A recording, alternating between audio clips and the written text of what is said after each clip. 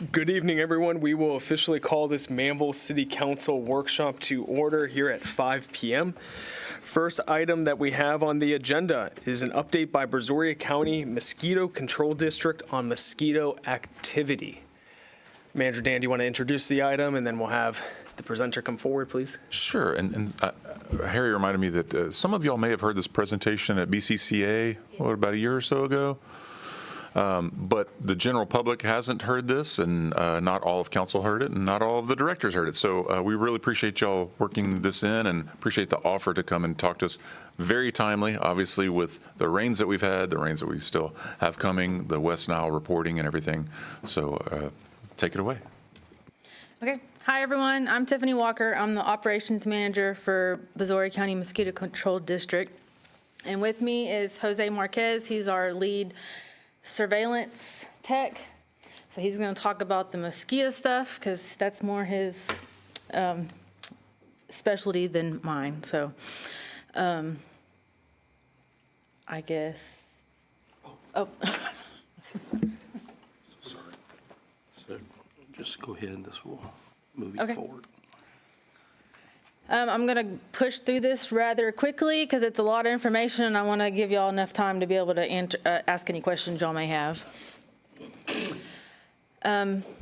Just start out with some mosquito facts. There's 3,500 species worldwide, with 46 of those being identified in Brazoria County. Lots of people don't even realize there's different types of mosquitoes, but there definitely are. Only the females bite. And the lifespan from egg to mosquito takes about 2 weeks, give or take.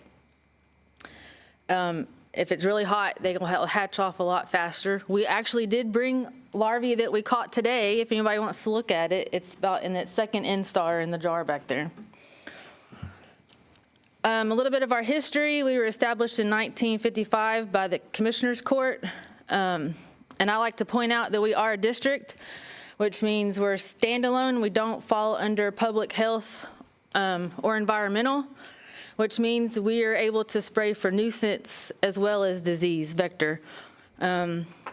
Nuisance is all of your mosquitoes that don't carry disease. Today we have a staff of 18. We're licensed through the TDA. We're active members of the Texas Mosquito Control Association.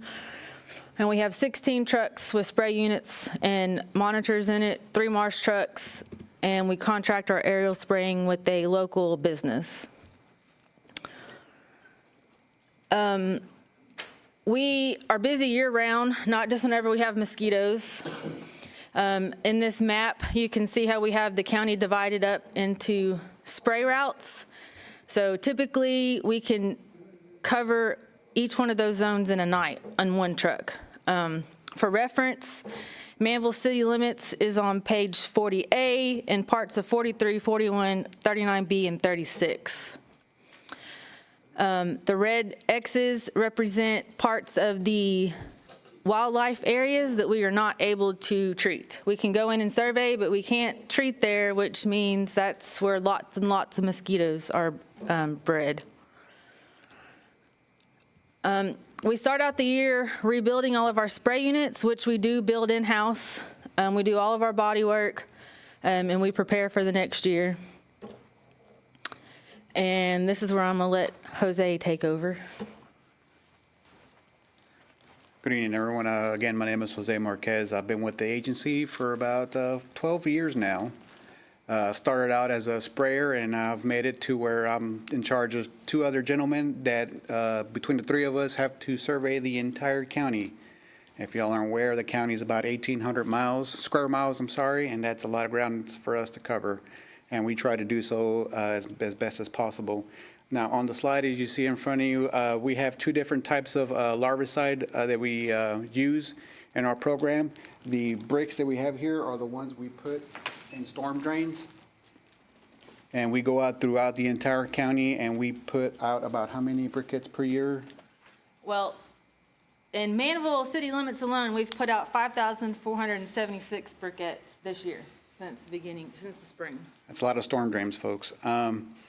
And the small little pellets you see there is our newest addition to our program. We have a hopper that is attached to one of the small engines that we use for the sprayers, and that truck goes around and sprays those little pellets into ditches.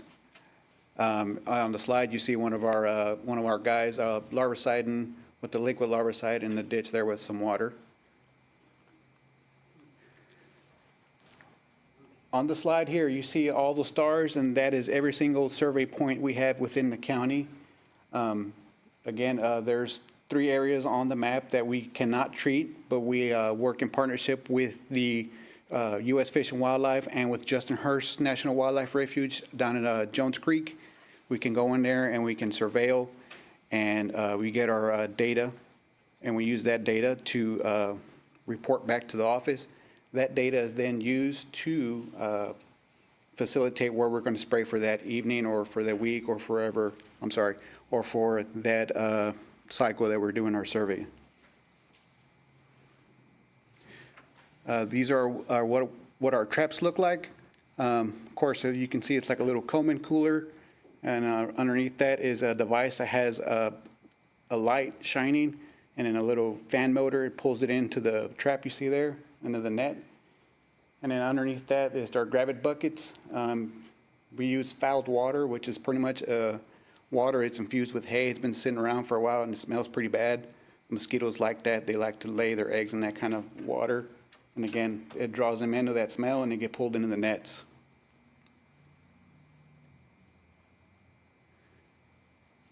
And as you can see there, the coolers contain dry ice, which give off carbon dioxide, which mimics us breathing. And you can see those nets there. They're pretty good haul.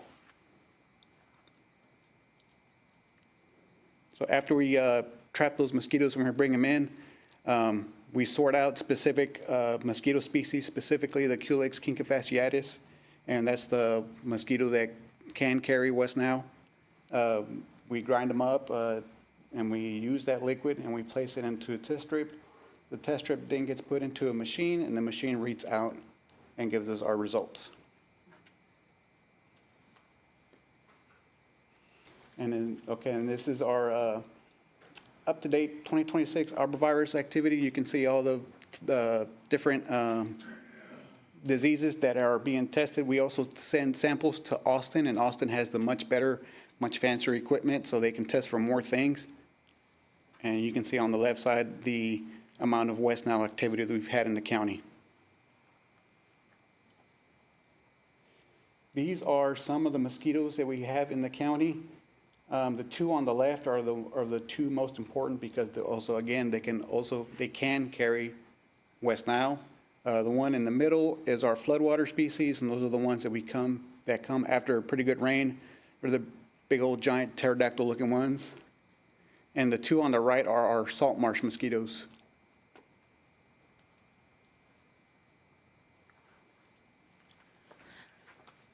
So one of our biggest questions is what happens after the residents put in a spray request. So we're going to explain our process in the office. So this is what we see when requests come in. We can go look at the data, at the people's address, but we don't unless we just need to. The red dots represent open spray requests. So you can kind of see where they cluster together, where the mosquitoes are probably pretty bad. And this is a screenshot from a couple of weeks ago. I think we're now up to 26,000 spray requests this year. So we take that data along with this data that the surveillance crew gives us. It tells us where the larvae is, where the landing rate counts are the highest, and we take that information and decide where to send the trucks or the airplane. We do not spray on a schedule. There is not a list. If we're going to be in that area, they're going to drive up and down every road. We normally have it decided in the afternoon, but it's posted on our website every day by 4 where we're going. This slide shows it's screenshots from our website. We have it out in the verbiage, and then we highlight on the map where we'll be each night. And that QR code will take you directly to that page on our website. This is a close-up shot of our spray trucks, along with inside the cab where it's all connected. This shows, again, one of our biggest complaints is your mosquito truck drivers are going 50 miles an hour driving down the road. Well, this is where we can set it. If you can see, they have to be going 5 miles an hour, and they cannot go over 20 miles an hour. If they go over 20, the spray engine automatically shuts off. They're set up to, the faster they go, the more product is output. So typically, they're driving anywhere between 14 and 18 miles an hour. We also droplet test our spray units twice a year, and this is to make sure that the droplets are the correct size to target the mosquito and not affect the non-targets as pollinators, dragonflies, you name it. And to give a visual, our spray units are the ULV fogger, and it's that much smaller than the width of a human hair. So the droplets that are coming out of the back of our trucks are that small, and they're that small so they are not supposed to harm any of the pollinators or any non-targets that we're not treating. This is what we see in the office after a spray mission. If it's green, the sprayer was on. If it's red, the sprayer was off. We can only spray going one direction on a road. So this is a screenshot of when the sprayer was off. And if you can see it, it says flow rate is 0, and they were going 13.6 miles an hour. This one shows where the sprayer was on, and he was going 12 miles an hour and putting out 3.8 fluid ounces, and he was there at 9:47. So this information is available for us at any time that they're out spraying. So if you ever have questions or complaints, if you call our office, we'll be able to look it up by your address and confirm or get on to our guys that need to do their job better. This is what they see in the cab. There's tablets. We can send messages to them. This one says they need to go down this long driveway. We can also put gate codes for like gated communities or apartments. If they call us and give us their gate code, then we can put it in there, and then they only see it when they're pulling up, to that subdivision. It's not accessible all the time. And the same goes for no sprays. If you do not want to be sprayed, you can contact our office, and we'll add the polygon, and then it alerts them, do not spray, and they turn the sprayer off while you're going in front of your address. Our aerial spraying is done through Garrett Flying out of Danbury. We are very fortunate to have this because mosquito hatch-offs happen quickly and sometimes unpredictable whenever it rains a lot. So we're able to contact him typically in the morning, and we can have him in the air that evening. So it's very helpful when we're in a massive outbreak. This is just some numbers of how much chemical we put out. And the spray requests that we get in, like I said, we're already at 26,000 spray requests for this year and have covered over 1.4 million acres. Some of our biggest challenges are weather. If it's raining, if it's too windy, if it's not windy enough, if it's foggy, we can't spray. We do have to watch out for insecticide resistance, public misconceptions, and public education. We are trying to get out and educate the public as much as we can, because there's a lot of things that people just don't understand about mosquitoes, and we try to get the correct information out there. And that is the end of our presentation. We did bring some goodies, if anybody wants any. They're on the back table, and both of our business cards are back there if anybody wants them. And we'll now open it up for any questions y'all may have. Well, thank you so much. Appreciate all that you guys do and for the presentation tonight. Council, any comments or questions? Mayor Pro Tem Bonner? Got a couple. You just mentioned about if you don't want your street sprayed or your property sprayed, you can. What about if somebody lives across the street from him and wants it sprayed? So we run into that a lot, and so we try to figure it out best as we can. If it's a no spray for bees, we try not to spray it because although it's not supposed to hurt the bees, and we spray at night so the bees are supposed to be in their hives, we try to, it just kind of depends. There's only been one instance, so we've had somebody call in and complaining that we're not spraying, and it was because of a no spray, and we'll typically just go in their driveway and spray. Wait for the wind to blow the right way. Right, and then so. Okay. And then my second question was, how much area does it cover when they aerial spray? Each flight, we can spray 46,000 acres. So it's a lot. And like I said, we only send the airplane up when the counts are really high. Like we have to have the justification for it, just like we have to have the justification to even send our trucks out. But threshold is much higher for the airplane than the trucks is. Well, I think y'all are doing a great job. I know the first time in May when we had all of the rain that hit, the mosquitoes were really, really bad, and y'all started spraying. I got the notice you were spraying the next day in my area, and within a week they seem to be under control to a certain extent. I mean, you can't kill them all. And we try. But the freshwater that we've had a lot of this year they're very aggressive, and when they bite, they hurt worse, so people are very, very angry whenever we don't get I them think under. that there's a lot of people that don't understand that they can control and help a lot by getting rid of all the standing Yes. water that are in pots and things like that around your house, and trying to look at where you have standing water, and if it doesn't drain off, try and figure a little bit about how you could help it in some minor way. But And I will say, right now, with the West Niles that we keep testing positive, it's most likely, we don't know for sure, but we think it's a sewer drainage issue, because that's where those mosquitoes like to lay their eggs, is in nasty water.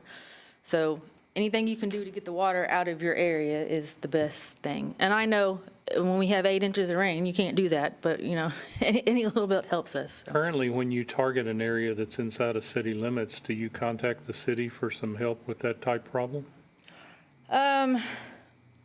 We can. I mean, I've had mayors and city secretaries contact us and say, hey, can you please let us know when you're having an issue or you have West Nile positives? Because currently we only send it to the public information officer and then she posts it. But if y'all want to be notified when we find something. I was just talking about if you find one of these, especially with West Nile, if you find an area you think it's a sewage or sewer type problem, that might be some helpful information that we can pass on to Robbie, where one of his crews can go and check it out and we maybe can mitigate some of it. Okay, we just need to know who to contact, because I just don't want to call and be like, hey. Yeah, what we can do is we can get our city secretary, provide some information Okay. to you that would be helpful. I believe our city secretary actually has a, Mayor Pro Tem, any other questions? Thank you. Tammy? So you just barely mentioned the bees and the spraying. Is there a negative impact on the bees and the pollination of them when y'all are spraying, or from the pellets? So there's been no research from people who are actually out there testing it that shows that it is a harm. It's a big fight between vector control and the pollinators. That's why we do spray in the middle of the night. They spray from 8 p.m. to 4:30, so the bees are supposed to be in their hives. We have a notification list that if you have bees, you can be notified when we'll be in your area, so you can take extra precautions.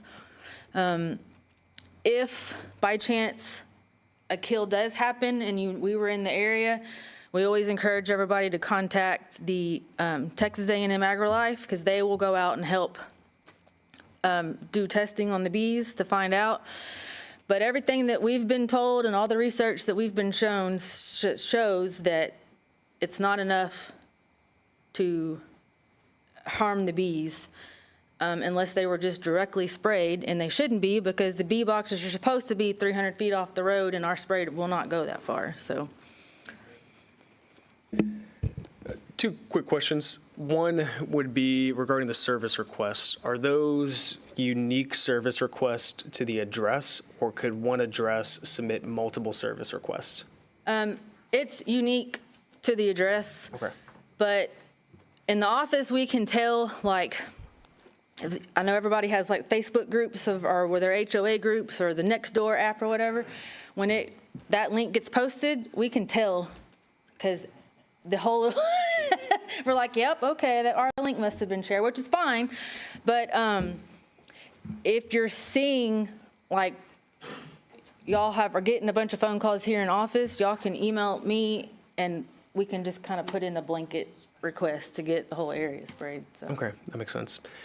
Second question, what can we be doing to help you guys as a city? Besides making sure water moves where it needs to move. I mean, that's really it, because mosquitoes will hatch if there's water standing, any type of water standing. And then just getting the correct information out to the public. We try not to respond to, Facebook comments on stuff, but sometimes it gets the best of us. So I always tell people, just call the office if you have questions, because we're the best source of correct information, so. Absolutely. Well, we appreciate what you guys do. Thank you. Thank you for being here tonight. All right, thanks. All right. That's the latest crime scene. That's what happens when you show up late.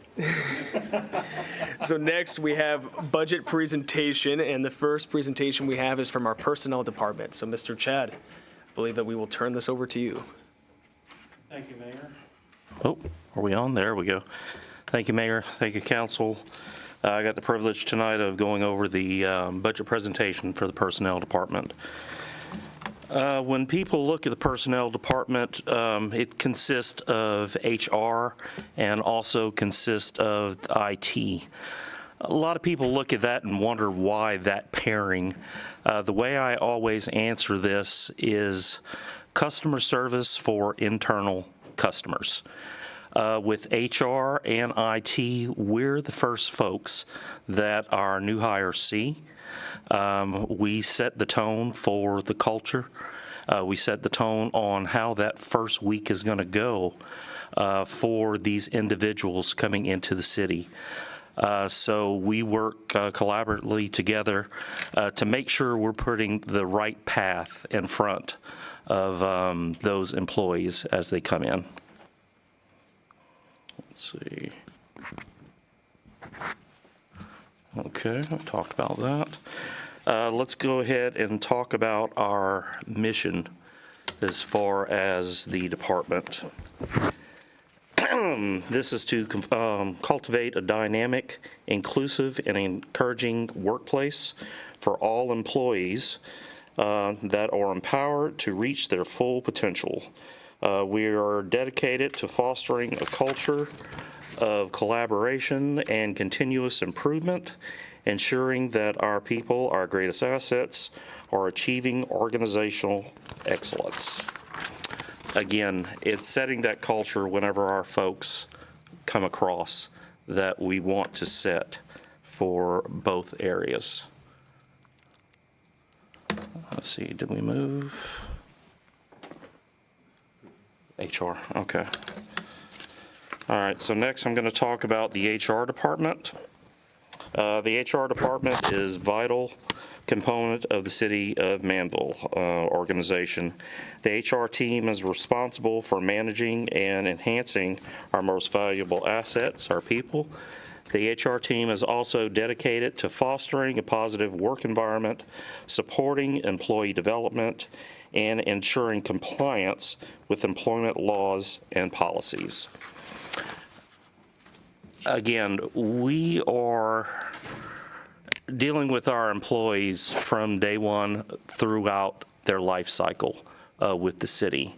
It's having those delicate conversations whenever the employee is needing things, such as benefits. Sometimes it's counseling.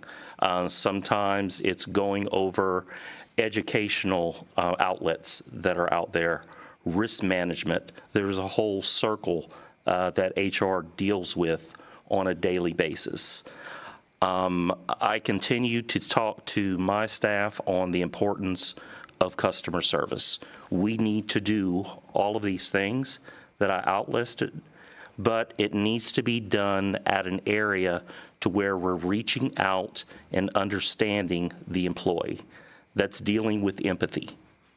That's dealing with what may be going on with the employee to find out, okay, where we need to go to get the employee from point A to point B. So we can go through as far as different avenues that, yes, we do, but a lot of this deals with the personality of the employee and how that we can reach out as an HR department and kind of find that way to converse and make sure that our employees are evolving to where they need to be.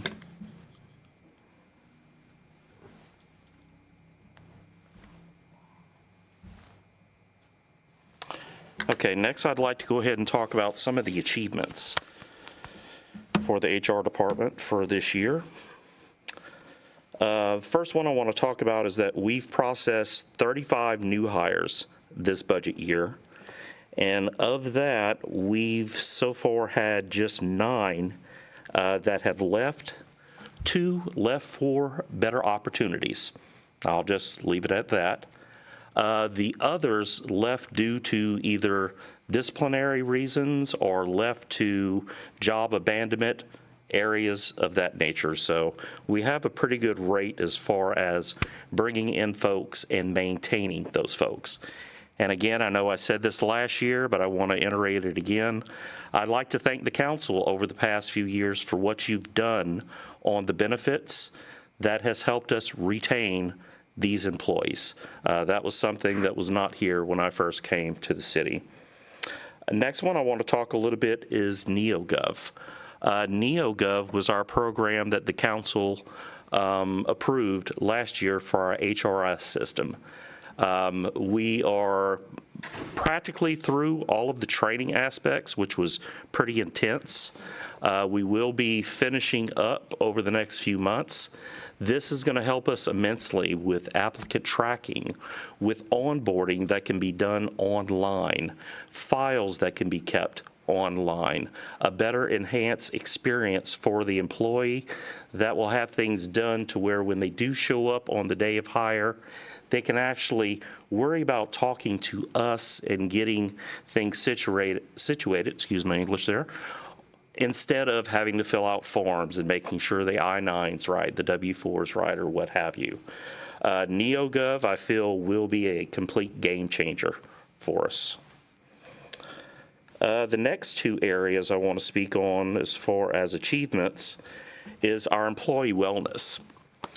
We were able to add a legal seminar this year, a financial seminar, and also a wellness day where folks were able to come to the city instead of having to go to next level urgent care to get their vitals done, their blood pressure, different areas of talking with a physician. We had 26 or 27 employees that took that participated on that, so we're very proud of that. This year, our open enrollment benefits seminar is going to take place on Thursday at the police station. So this is another milestone for us to where we have a different area where our employees can go for their seminar. The last one I'm pretty passionate about. It's our renewal rate for Texas Health Services. For the past 3 years, our average for the increase is 3.46, which is pretty amazing. In the past 3 years, we have had the chance, if we did not have next level urgent care, where it could be upwards of 40 to 43% as far as an increase. We went 1 year with a 0% increase. We went 1 year with a negative 3% increase. This year, unfortunately, we got a 6.46, but when you average things out, it comes out to 3.46. Most cities, on average, have been dealing with anywhere from a 10 to a 15% increase each year with their health care. Next Level has just helped us immensely as far as folks going there for their pre-care, going there for the colds, the coughs, the sprains, what have you. So definitely see a benefit as far as being part of that Next Level organization. And just looking at the rates that we've received from Texas Health, I see that as definitely an achievement on that.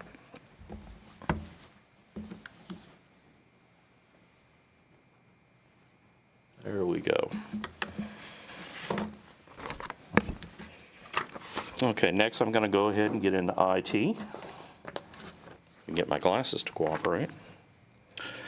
The IT department is responsible for hardware and software functionality on all computers for the city, network security functionality, and data safety are the duties of the IT department. This includes servers, desktops, laptops, models, down to the time clock units used for clocking in and out of city employees at city buildings. Computer and technologies are ever-changing, evolving, and the IT department is involved with upgrades to hardware, software, to stay current with data safety and program use. This ranges from upgrading applications and hardware on individual computers and changing software. IT is ever evolving. What we're buying today as far as hardware, it has a shelf life. And unfortunately, after a while, we do have to go ahead, change that out. And that will be one thing I'll talk about as far as one of our needs for IT this year. But training is something that we are very big with the department. In fact, one of our employees is out for a week-long training this week. We are constantly looking at upgrades, making sure that our patches, everything that we need to keep everything running smoothly, and keeping the bad actors out of our area. We made a switch to that plan about a year ago, and I'm very happy to say that we very, very successful in keeping all the bad actors where they need to be, and that's outside of the city of Manvel.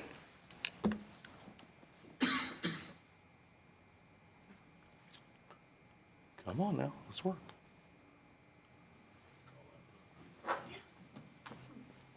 Yeah, did it die on me, or? Yeah, we still got 2 other presentations. All right, there we go. Thanks, sir. Next, we're going to talk about a few of the accomplishments for the IT department. First, try that in English. First, we're talking about the Public Works building. We've successfully launched the IT applications for that building for the new Public Works facility. Training is something that we've taken very seriously all year long. We've completed in this fiscal year, I want to say 4 to 5 cybersecurity classes. We've completed 2 to 3 sexual harassment classes. We've done about 2 ethics classes. We did an AI class. Every month, we're running either 1 or 2 classes for the entire city to keep everyone abreast of changes, and then also of things such as ethics, to where, you know, you don't think of every day, but then what's right in front of you, you need to have that information. Next is the backup systems at the PD. We've modernized the PD backups solutions there. And then also with our workstations, this is a program that council allowed for last year as well. This is a continuous improvement on going through the workstations to where we can do this from one area instead of having to physically touch each computer to make changes. We're steadily progressing on that platform, and this is another thing that we expect to have complete rather quickly here.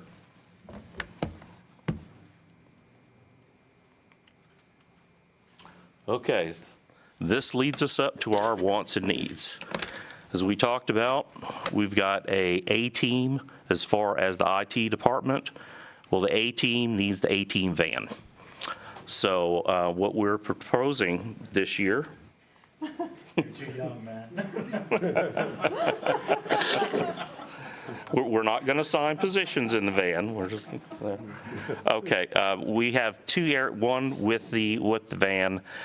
Currently, just with all of our different areas, when we need to pick up parts in Houston or Sugar Land, going back and forth to all the different city offices, we're putting miles and miles on our employees' vehicles here. So as a want, we're putting down a van for the IT department, running, we're right at around the $51,000. I've got one employee in HR and one in IT that I would like to give raises to this year. Both of these employees have been exemplary. They have just done everything that we have wanted and needed from them for the city. So that comes up to $16,500. And the last is a true need. This is backup systems that we currently have that are getting ready to expire. We really don't have much choice on this. We were going to put this in the line item, but I felt this needed to be transparent to where we showed it to council as far as how much of this equipment is expiring this year. That one is coming up to $91,000.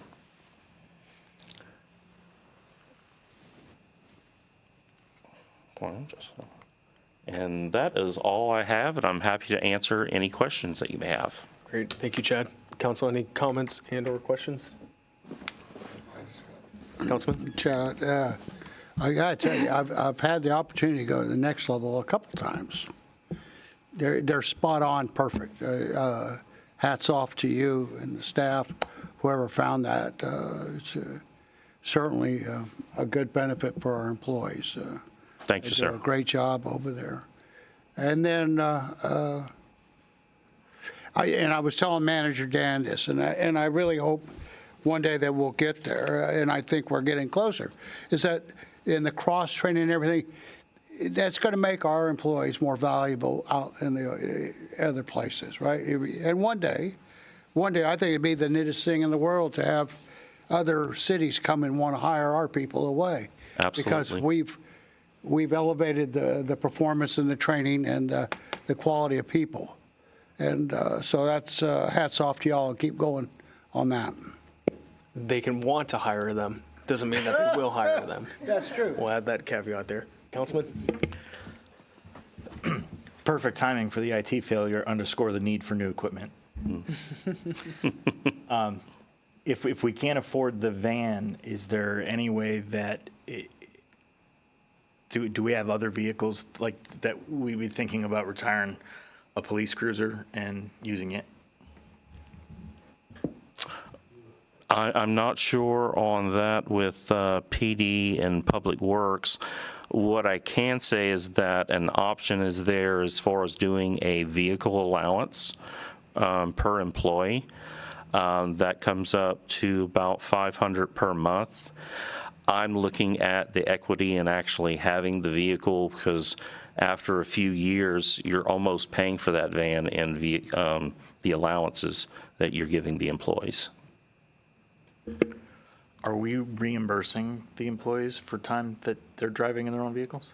If they're in their own vehicle, sure. Right now, for better or worse, the guys have trucks, which is great when the weather's great, but not whenever you want to secure something and keep it inside of an enclosed area. So to your point, though, we did have, we had an Explorer originally in the IT group, but that's the emergency management vehicle now. We repurposed that one because it was a better use for that particular vehicle. It just wasn't really big enough for what they needed. So I think I think we've exhausted what the vehicles that we could use. We talked about maybe an Expedition size or Tahoe size, but really a van's probably the best option for them. Now I think we are trying to repurpose something for admin for finance, right, Rosie? Yes. And that's one of their old vehicles, right, in PD? Okay, thanks. That's right. question and a comment, and Chad, thank you to you and your team for all that you guys do, the way that you serve the city, the way that you serve the other employees. Speaking to the van, I mean, just put it into perspective, like how often are we transporting equipment that would need the size of a van that would qualify the ask of $51,000? Is this an everyday occurrence, a once a week, a once a month? Absolutely. I'm going to let my subject matter expert speak on that. Patrick? What's up, Patrick? How's it going? To answer your question, Mayor, the frequency in which we need to transport items that large, it varies widely. It really depends what we've got going on. I'll give you a good example. My current personal vehicle that I do a lot of the transporting in has been out of commission for last month. It's currently got a $4,500 repair bill, and my truck is the one that we typically use for transporting stuff. I'm currently using my father's truck, which is diesel, and it's cost me about $100 a week to drive that thing. I had to transport two 65-inch TVs and a 55-inch TV from PD back over here. So the little Explorer we had before wouldn't have fit those TVs. They barely fit in that big truck that I'm currently driving.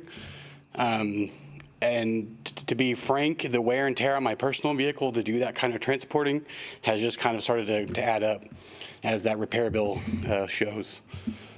So 4 or 5 times a month are you transporting items? Is it 20, 30 times a month that you're moving the size equipment around? I would say on average, once or twice a week, we're transporting stuff between buildings. Whether we have a lot of stuff stored over at PD currently from the stuff we got from Sugarland, from Cyanco.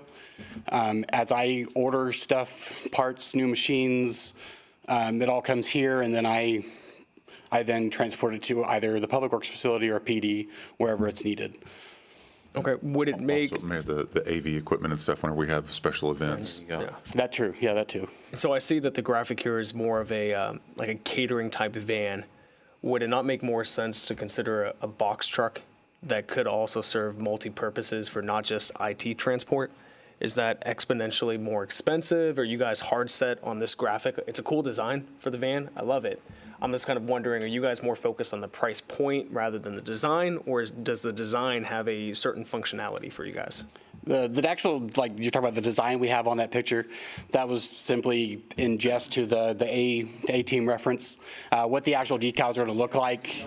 No, I know what it is. I was just curious. Well, because I'm thinking if you're transporting big server racks for whatever reason, they're not going to fit in this. But if you get a box truck, one of the smaller U-Haul box trucks, that serves more of a multifunctional purpose. So I was just curious if this is a specific intended design for the size of the van, or was more so just you guys need something. You need something of a certain size, and you think it's going to be about $50,000. It's really, we just need something that can allow us to more easily transport 55, 65-inch TVs. Whenever I have to do life cycling of equipment, I may be picking up, 10 full computer setups, and currently that all goes in the back of my personal truck, and then I haul them around wherever they're needed. So we went with the van because it offers the most versatility in what we can transport without going overboard. Gotcha. Okay, perfect. I appreciate you guys fixing out that TV right up there as well. So I think you switched that out. So thank you for that. Chad, just the other compliment to you guys, and it's more so for our team in general. I mean, our turnover rate over the last year is 6.9%. That's incredible. Most government agencies have north of 10%. So to be at 6.9, and really only 2 of those are ones that left for a better opportunity. The rest were actual terminations that we initiated. That's a testament to, I know you said thank you to us, but it's a testament to y'all's leadership. So thank you for all that you do. That's all that I have. Council, any other comments, questions? Nope. Thank you, Patrick. Thank you, Chad. Next, we will go on to finance. Ms. Rosie.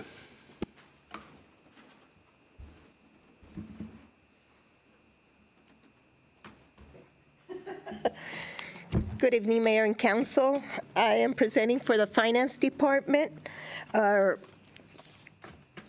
me see if I can get, yes, perfect. We are responsible to safeguard and protect all our financial assets. We have various divisions that we are in charge of, from the general ledger, accounts payable, audit, budget, fixed assets, payroll, utility billing, utility collections, development agreement management, grant management, TERS, and MEDC. And as you can tell from the picture, my staff consists of 4 people, and that's a perfect segue to our accomplishments. We have received this year, again, the GFOA Budget Award for the 25-26 budget. We completed our 24-25 fiscal audit. We completed our first ever impact fee audit, in record time, by the way. Attended GFOA conference. Our investment certification was renewed, and I received the GFOA certification as a certified government financial officer. We have processed this year 1,732 payments so far. We'll easily reach the number that we had for last year. We have processed 4,612 invoices. That should hit a little over 6,000 by the end of the year. We're currently, if we're at full staff, we're currently at 133 employees, and we have 2,197 utility accounts. In this year's audit alone, we have submitted over 1,000 documents for their review. What's our major challenge is that I have a very small staff. Auditors are requesting more separation of duties. If one employee is out, it's putting a very large strain on the rest of us, because we got to drop what we're doing to cover for that other person, and then the other person has to drop what they're doing to help cover for that other person. And of course, as a growing population, it requires more customer service, and finance is about customer service. Our budget request for this year. I've been asking for an additional person for the last 2 years. I'm now asking for 2 additional people this year. And as always, short and sweet and to the point. That's the end. Thank you, Rosie. Council, any comments and/or questions? Councilman Albert? Thank you for keeping it short. So Rosie, just two questions. The data of what you've processed year to date, what month is that through? Through the end of June. To the end of June. Okay, so we still have July, August, September. Okay. Do you expect the payments that we make to exceed last year's numbers? Yes. Okay. By how much are you projecting? The actual payments may be by about 10%. The invoices is going to be more than that. Okay, yeah. And so you're asking for an accounts payable clerk. Mm-hmm. Why not an accounts receivable? Accounts receivable is a utility billing collection. Ah, that's what it is. Okay. Yeah, the utility, they basically, our biggest receivable is the utility. Okay, sounds good. Have we also been able to purchase that printer that folds the paper? Yes. We have that? Yes, Awesome. How's that going? pretty good. Good. 'Cause I think our math said that it would save a day and a half of time of work per month. So Yes. Awesome. Love that. Very cool. Any other questions, comments? Well, Rosie, thank you to you and your team for what you do, keeping the city secure and safe as it relates to our financial position. We appreciate you guys. Perfect, thank you. Next, we have city manager and administration. I believe, Dan, you're going to be covering the efficiency audit for us. Yes. Perfect. Yeah. Yes. IT to the rescue. And a perfect segue. Thank you, Rosie, for that efficient presentation. So, Council, you've heard from all 6 directors now. So, you know what the budget is. It's easy from this point forward, right, Rosie? It was about this time last year when we were wrapping up the budget season. And I believe it was Councilman Lands and Councilman at the time Bonner that talked about an efficiency audit, essentially looking at, hey, every year we see directors needing more stuff, more people, more things, bigger, better, faster, more. Can we have somebody else take a look for, just to look at what we're doing, how we're operating compared to our others, compared to our peers, compared to the output? How are we really looking? And it was, I think for a minute, for just a brief second, I think staff was like, well, gosh, we feel like we're working really hard and efficient, but that's a great point. Let's have somebody else take a look at it. So I reached out to some of the area city managers to see who were, if any of them had done it. Pearland had actually just completed theirs. And so we used the same group that they did, 65th North. Let's see, there we go. And I'll tell you, it was a great process, very, very thorough. They went through, they looked at our operations, everything from, actual org charts and our staffing. They sat down with and did quite a few interviews with different folks at different levels in the organization. They benchmarked us with other cities. They looked at our population growth, and kind of like whenever Chief did his presentation, population is only part of what we're going to see, because you take like a Webster or a Stafford that maybe doesn't have a huge population, but they have a lot of daytime population, a lot of transient, people coming through, shopping or driving through and whatnot. So they took all of those different things into account as they were working on our efficiency study. I don't like this thing.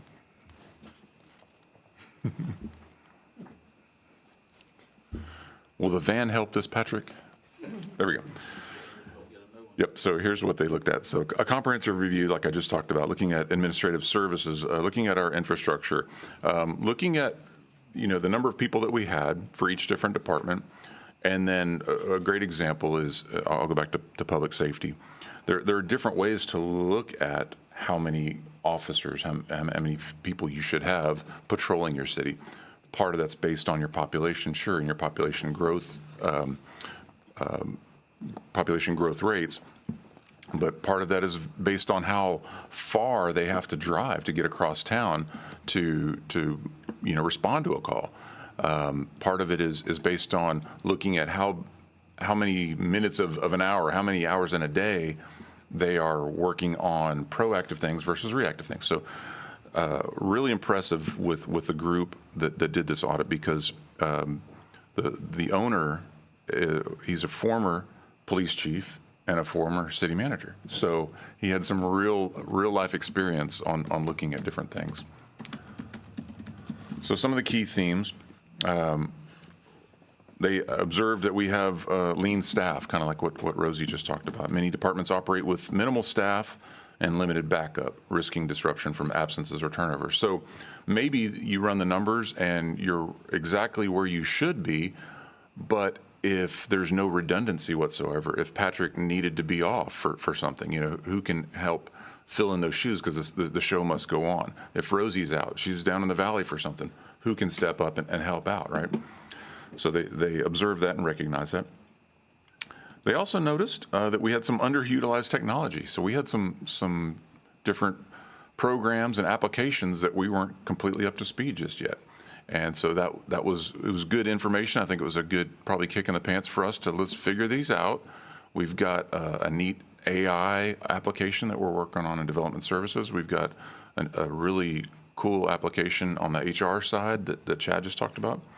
So before we just go out hiring more people, let's make sure that we're using all of the software applications, and I guess that's an old term, all of the applications that we have to make sure we're being as efficient as possible. And then improving internal coordination. So there was some good input there on how departments coordinate with each other as well. So here's the important part, I guess, the findings and the recommendations. So they basically looked at 10 different departments and divisions. And so we'll go through the first one, which was the legal department. Obviously, the growing service demands, and if you remember, whenever Tammy made her presentation, she talked about the sheer number of open records requests and whatnot that we're getting. So there's no question that those demands are growing. We were able to hire a legal assistant last year. They did identify at some point here in the pretty near future, which is kind of what Tammy and Bobby have been talking about, we're probably going to want to talk about a prosecutor in-house. And maybe that person doubles as an assistant city attorney. I think they put in there a date of for sure by 2034, and then probably another legal assistant by 2036 if we keep growing like we are. Thank you. In the city secretary's office, this is consistent with what Tammy just talked about. The workflow itself, there's a lot of touch points. There's just a lot that pulls them away from their duties on any given day. And one of the biggest things that they have to do is records coordination. So they said by 2030, which is not that far away, we need to really plan on having a records coordinator in-house. With the new City Hall expansion that we're doing next door, the West Wing, as we call it, that could happen sooner than 2030. I suspect it will, quite frankly. They also recommended that we separated, just for efficiency's sake, that we separate municipal court and the public information officer. If you recall, in 2023, day one on the job for me, I had 9 direct reports, so we reorganized a little bit just for span of control. Tammy was gracious enough to take on a couple of folks that, the courts really don't have anything to do with the city secretary's office per se, and neither does necessarily the public information officer, but she's done a great job at building those 2 folks up. So they're, as we talked about last time, they're going to be moving under the assistant city manager. Speaking of municipal court, it's a very lean group. I think what we'll see when we move in, and if we hadn't said this out loud in a while, so once the new building is built, development services will pretty much occupy this building completely. The development services is grown to that level. Executive or administrative functions will be in the new building, and then the old city hall, if you will, what we call the annex, that will be the courthouse. So that's going to really open up opportunities for them to have more flexibility for the citizenry to come in and they may have court 4 days a week, instead of working around all of the different schedules. So most likely we're going to see the need for another clerk by 2030, and I bet that's much, much sooner. In human resources, Chad just talked about this. They recommended that we look at our personnel manual more often. We just updated that last year, but they said you need to stay on top of that. Maintain regular updates to the personnel policy to strengthen policy consistency, improve usability, and support effective administration. That goes hand in hand with what we're doing in NeoGov right now. So that one did not surprise us. Future staffing needs. They talked about adding another HR position once we reach 150 full-time employees. That's not that far away. It's not that far at all. We're at, I think Rosie and Chad both just said, we're at 133 right now. Yes, once we have everyone for this budget cycle hired, it'll be 133. And then, like I said, after this year and next year, we should be hitting that 150 close. If all the positions, if you've been keeping track at home, if all the positions were funded in this year's budget, we're already at 32 position requests for this year. And that seems like a lot, and it is. Last year we had 40 positions requested. The year before that we had 24. The year before that we had 20. We didn't budget that many. We couldn't make the numbers work, but those were the requests that were identified. So back to HR. So for sure one by the time we reach 150 FTEs. And then some training opportunities. So they talked about formalizing the training and safety programs. Again, that's going to tie in with our NeoGov, so perfect timing. Information technology, that one, we're prepared for future growth is probably the best way to say that. So we have 4 positions already, and if you just were to look at the sheer numbers, we're probably ahead of the game, which is fantastic. They recommended that we maybe have some of the titles broader. In practice, Patrick and Joey and their whole team, they can do a lot more than just what it says on their business card. But there are some opportunities that they identified there. They also talked about organizing or a restructure for that, just like what I talked about with courts and the PIO. Chad was nice enough to take on IT. Not recommending that we change that just yet, but recognizing that IT probably doesn't necessarily, probably doesn't belong underneath IT or personnel, but that's where we have it right now, and it's working. So thank you, Chad, for continuing to do that.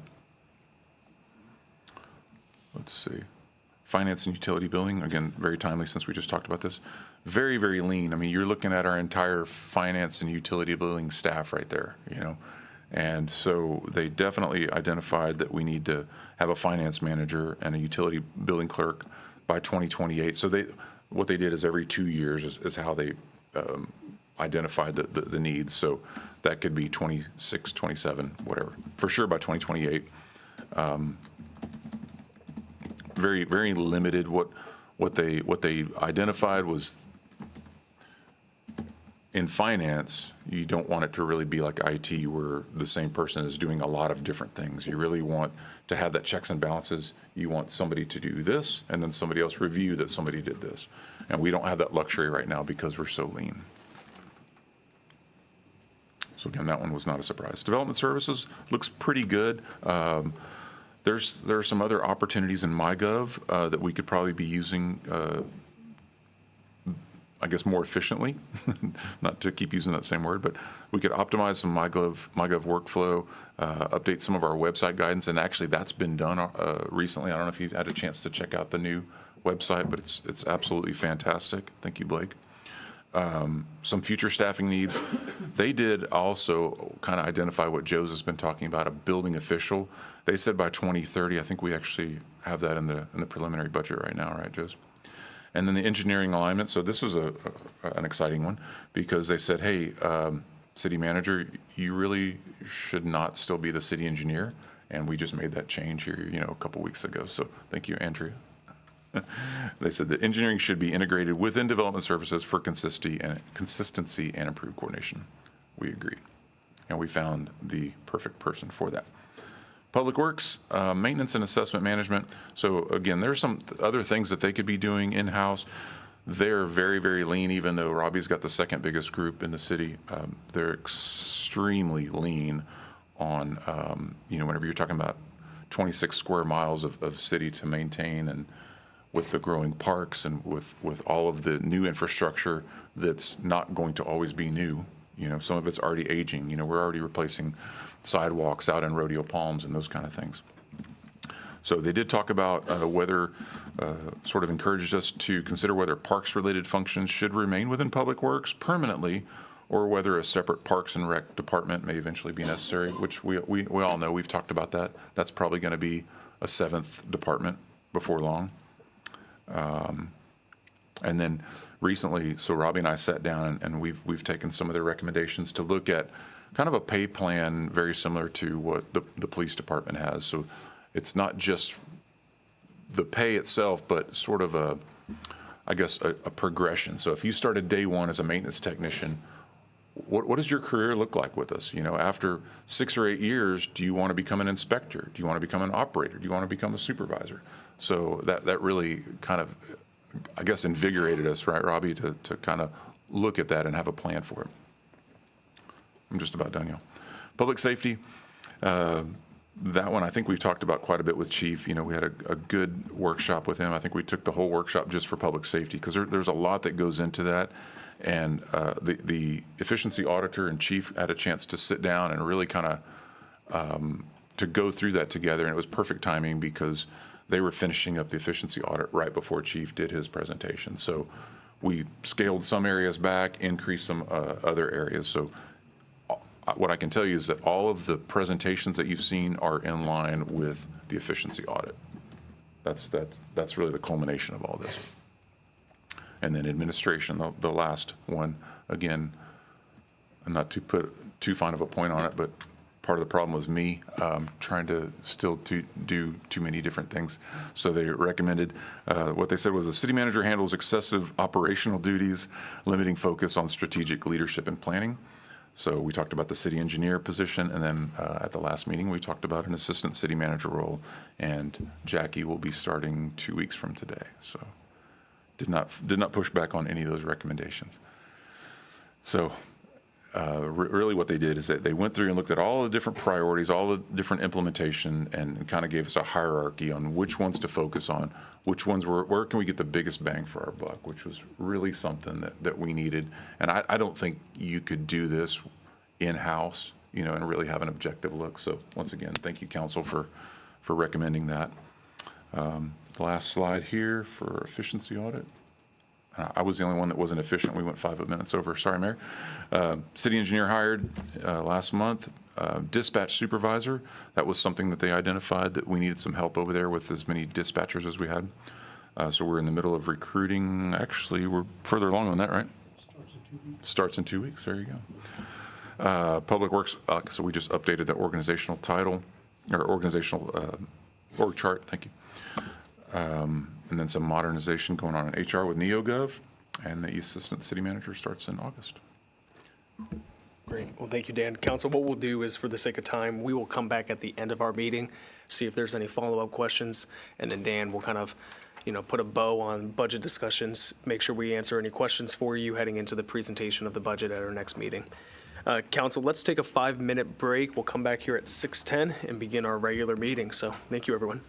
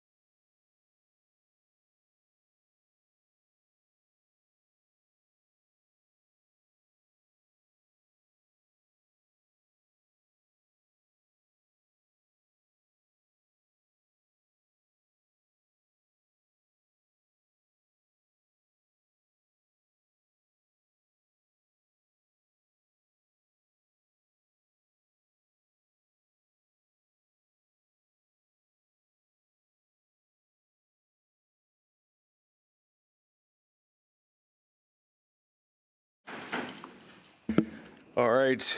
Good evening, everyone. We will officially call this Manvel City Council meeting to order here at 6:13 p.m. We have 6 of 7 members present, and tonight's invocation will be led by our city manager, Manager Dan. Thank you, Mayor.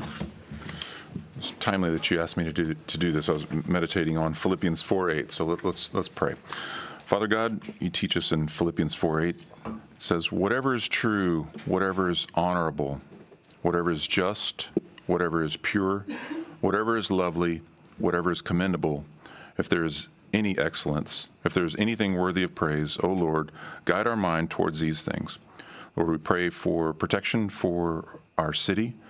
Lord, we ask that you lift up our council persons. We lift up our staff and our citizens, both the current ones and the future ones, Lord. We thank you for all of your blessings. In your son's name, amen. Amen. Thank you. Next, we have our inspirational reading from Councilman Rossi Knox. Keep it short. This is from Ralph Emerson. Not sure who that is, but He doesn't know the A team, and now he doesn't know Ralph Emerson. the creation of 1,000 forests is in one acorn. Thought that was fitting for an item that we have later. So, Thank you, Councilman. Next, if you can, please stand and join me in saying the pledges. First, to the U.S. flag, I pledge allegiance to the flag of the United States of America and to the republic for which it stands, one nation, under God, indivisible, with liberty and justice for all. And to the Texas flag, honor the Texas flag. I pledge allegiance to the Texas, one state, under God, one indivisible. Thank you. You may be seated. Next, we have a presentation that our Chief of Police is going to be giving for Mr. Jonathan Garcia and his 5-year work anniversary. So, Mr. Garcia, if you want to join the Chief up here at the front. Be careful walking up here, please. He threw his arm out pitching. Good evening, Mayor, Council.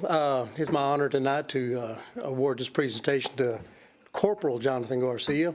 He started with the Manvel Police Department in July of 2021. He was promoted to corporal in July of 2025, almost 2 days from the time he started, and he's just about to make his probationary period. He got injured in a training incident, so he could kind of hang out a little bit, but hopefully we can get him back going here pretty soon, get him back out on the streets. Well, Corporal Garcia, congratulations. What'd you do to your arm here? Thank you. I fell on it, Ron. Well, okay, he's being a little bashful here. Let me tell you the story. We have a new training that we do. It's called Gracie Combative, which is a technique we use in the law enforcement world. It's more grappling, jiu-jitsu type. The very first thing they teach you in this training is how to fall. He forgot. And apparently your elbow only goes this way. I didn't know that. Yeah, he landed wrong and his elbow went the opposite direction, and it was pretty substantial injury.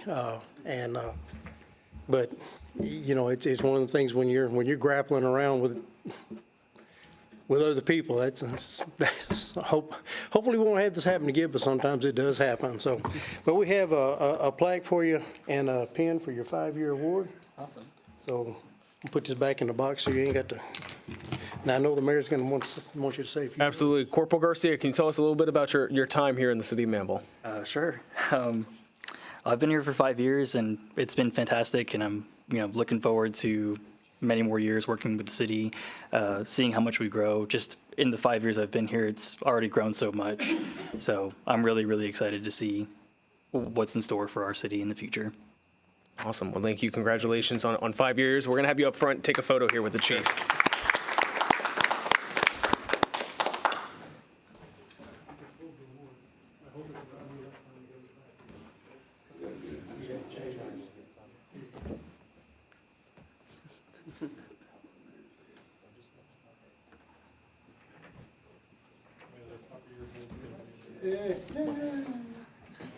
Get my bald spot right back there.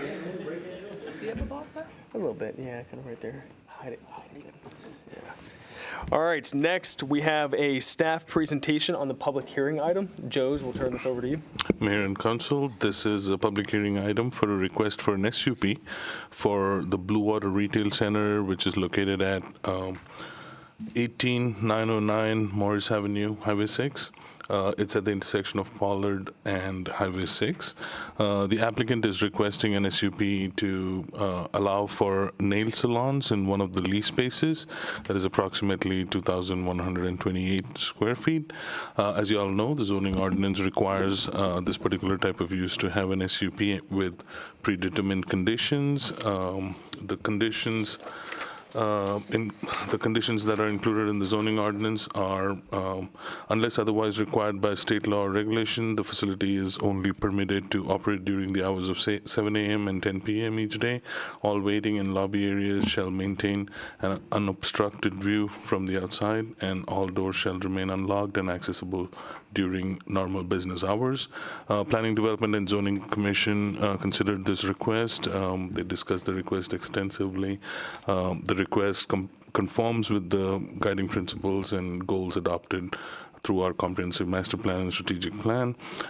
Staff recommended approval with the predetermined conditions, as well as an extra condition to specify that it's limited to that lease space.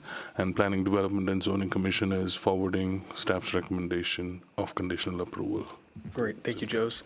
I'll read out the subject of this public hearing. We'll then open it up for anybody wishing to speak. We'll do 3 calls for anybody wishing to speak on the subject of this public hearing, and then we'll close it. So this public hearing is to hear input from the public regarding the ordinance of the City of Manvel, Texas, amending the zoning classification of approximately 1.683 acre tract of land being reserved B, a Blue Water Retail Center minor plat as recorded in Brazoria County Clerk's file number 2025010899, PID 710337, currently developed as a retail center with associated parking shops at Blue Water located at 18909 Morris Avenue, Highway 6, Manvel, Texas, from Light Commercial District to State Highway 6 Overlay District to Light Commercial District, State Highway 6 Overlay District, with a specific use permit providing for the granting of a specific use permit with conditions to authorize the use of property for NAICS use 812113 nail salons within the lease space suite 300, providing for the amendment of the city's official zoning map, providing for severability, and providing a penalty in the amount not to exceed $2,000 for each day violation of any provision hereof. We'll now do the first call for anybody wishing to speak on the subject of this public hearing. Second call and third call. Okay, we will close this public hearing at 6:20 p.m. Next, do we have any public comments, Tammy? Awesome. Moving on from public comments, we will now head to the city manager update. Manager Dan, what do you have for us tonight? Thank you, Mayor. So along the same lines of celebrating an anniversary, today is Joe's Abraham's anniversary. He started on July 20th, 2022, the first time. There's just a little hiccup, but he's been here altogether for 4 years. So, and you just had a wedding anniversary too. I shouldn't have said that out loud, but it's a week for anniversaries for Joe's. Next thing I want to mention was the Charter Review Commission. So we met last Thursday evening for the first meeting. Looks like we're going to be meeting every 2 weeks on Tuesday nights. If you're interested in joining us, it was a lively discussion. Tammy and Bobby did a great job of explaining the purpose of the review. And I will tell you, each one of y'all had an opportunity to select someone. We got PD&Z, we've got MEDC, we've got former mayor, we've got former council, Parks Board. We got a really, really good, robust group. And so we could see that all 11 were here. 11, right? Yep, they were all here last Thursday night. So I'm excited to see what they come up with. This Thursday is the CIAC meeting at 6 p.m. That's the Impact Advisory Committee. Oh, it's Wednesday. Wednesday, the other day. Yep, Wednesday, not Thursday. Councilman Oplinger had asked about some hearing impaired devices. So thank you, Patrick, if he's still listening or watching. Can you just show one of those? So we're going to be testing these out. But he was able to find something that and I think we're going to put together a little brochure essentially that we'll have at the front desk. So sometimes it can be hard to hear, especially if your neighbor's talking or something, or if somebody's monotone like me, then it might not come through the greatest. So thank y'all for jumping on that so quickly. And it has a headphone jack. So if you already have hearing aids or hearing devices, there's actually an app, I think, too, that you maybe can synchronize with it. So we'll see. We'll get some information out there. But anyway, that's in the works. So thank you for that great idea, Harry. And then the last thing is the question had come up by a couple of council members about Acre Lake. So just a real quick update on that.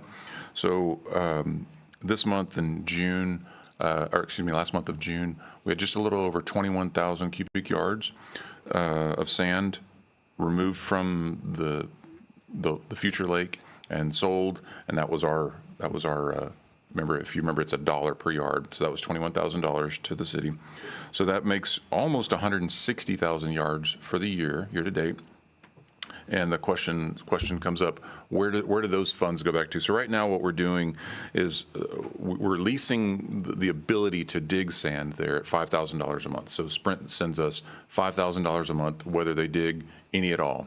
And so that $5,000 goes into the general fund as sort of other revenue. And then the sand revenue itself goes back into capital projects funds.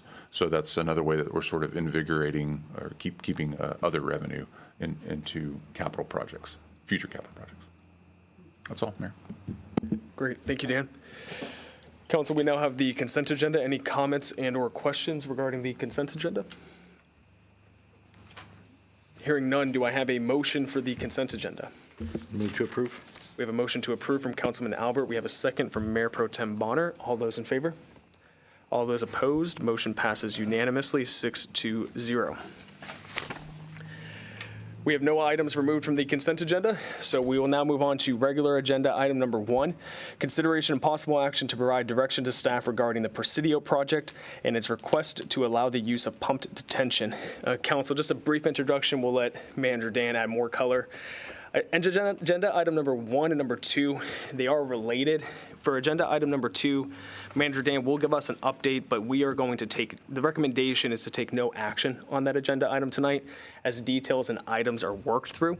For agenda item number 1, out of conversations from our last council meeting where this was on the agenda, meetings since then that have been happening, staff wants to get a feel for council whether or not we'd be willing to consider pump detention for this project.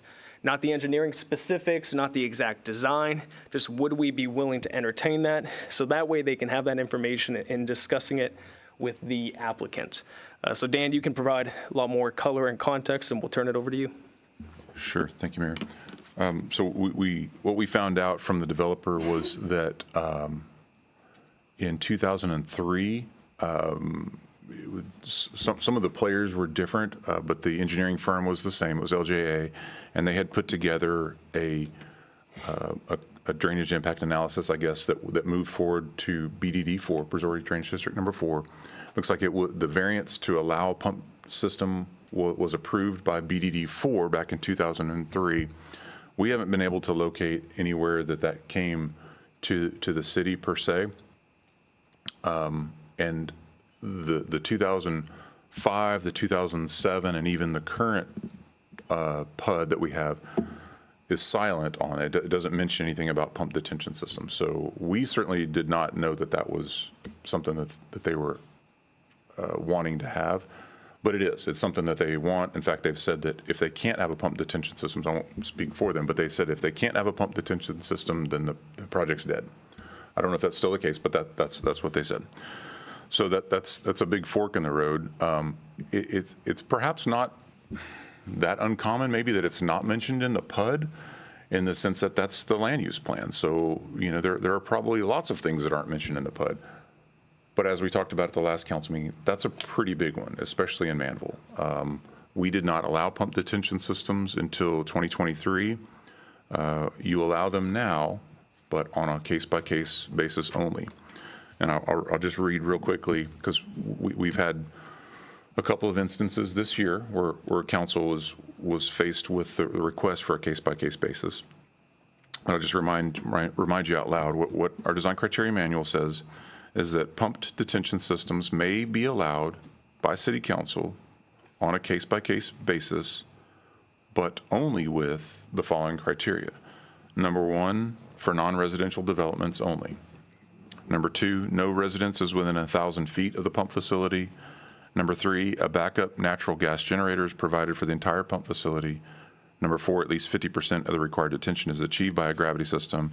And number 5, the corresponding drainage district has approved the pump facility.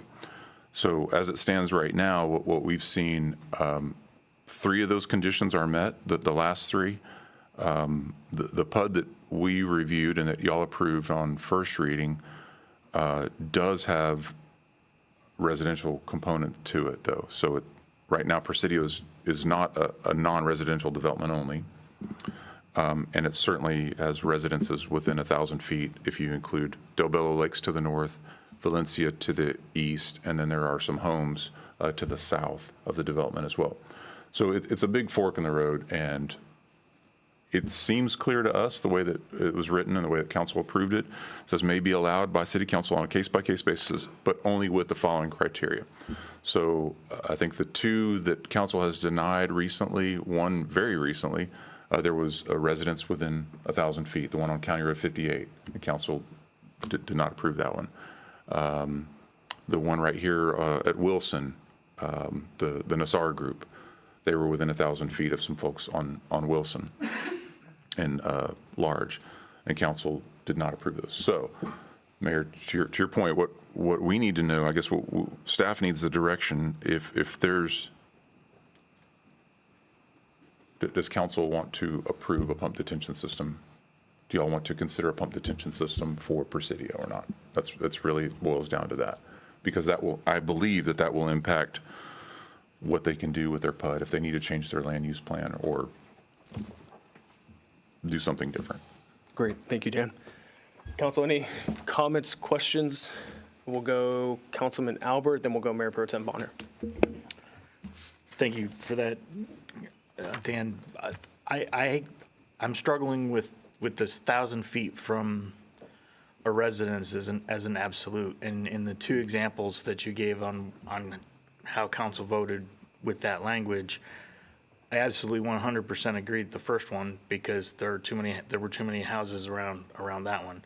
But the one that we denied last week, I'm really still struggling with because the 2 properties that were within 1,000 feet of that pump detention, the water would have had to spill over the GCWA waterway into a ditch and across 6 lanes of traffic and a median before it ever affected those houses. And I have a hard time believing that the 25% pump detention on that would have ever affected those properties. So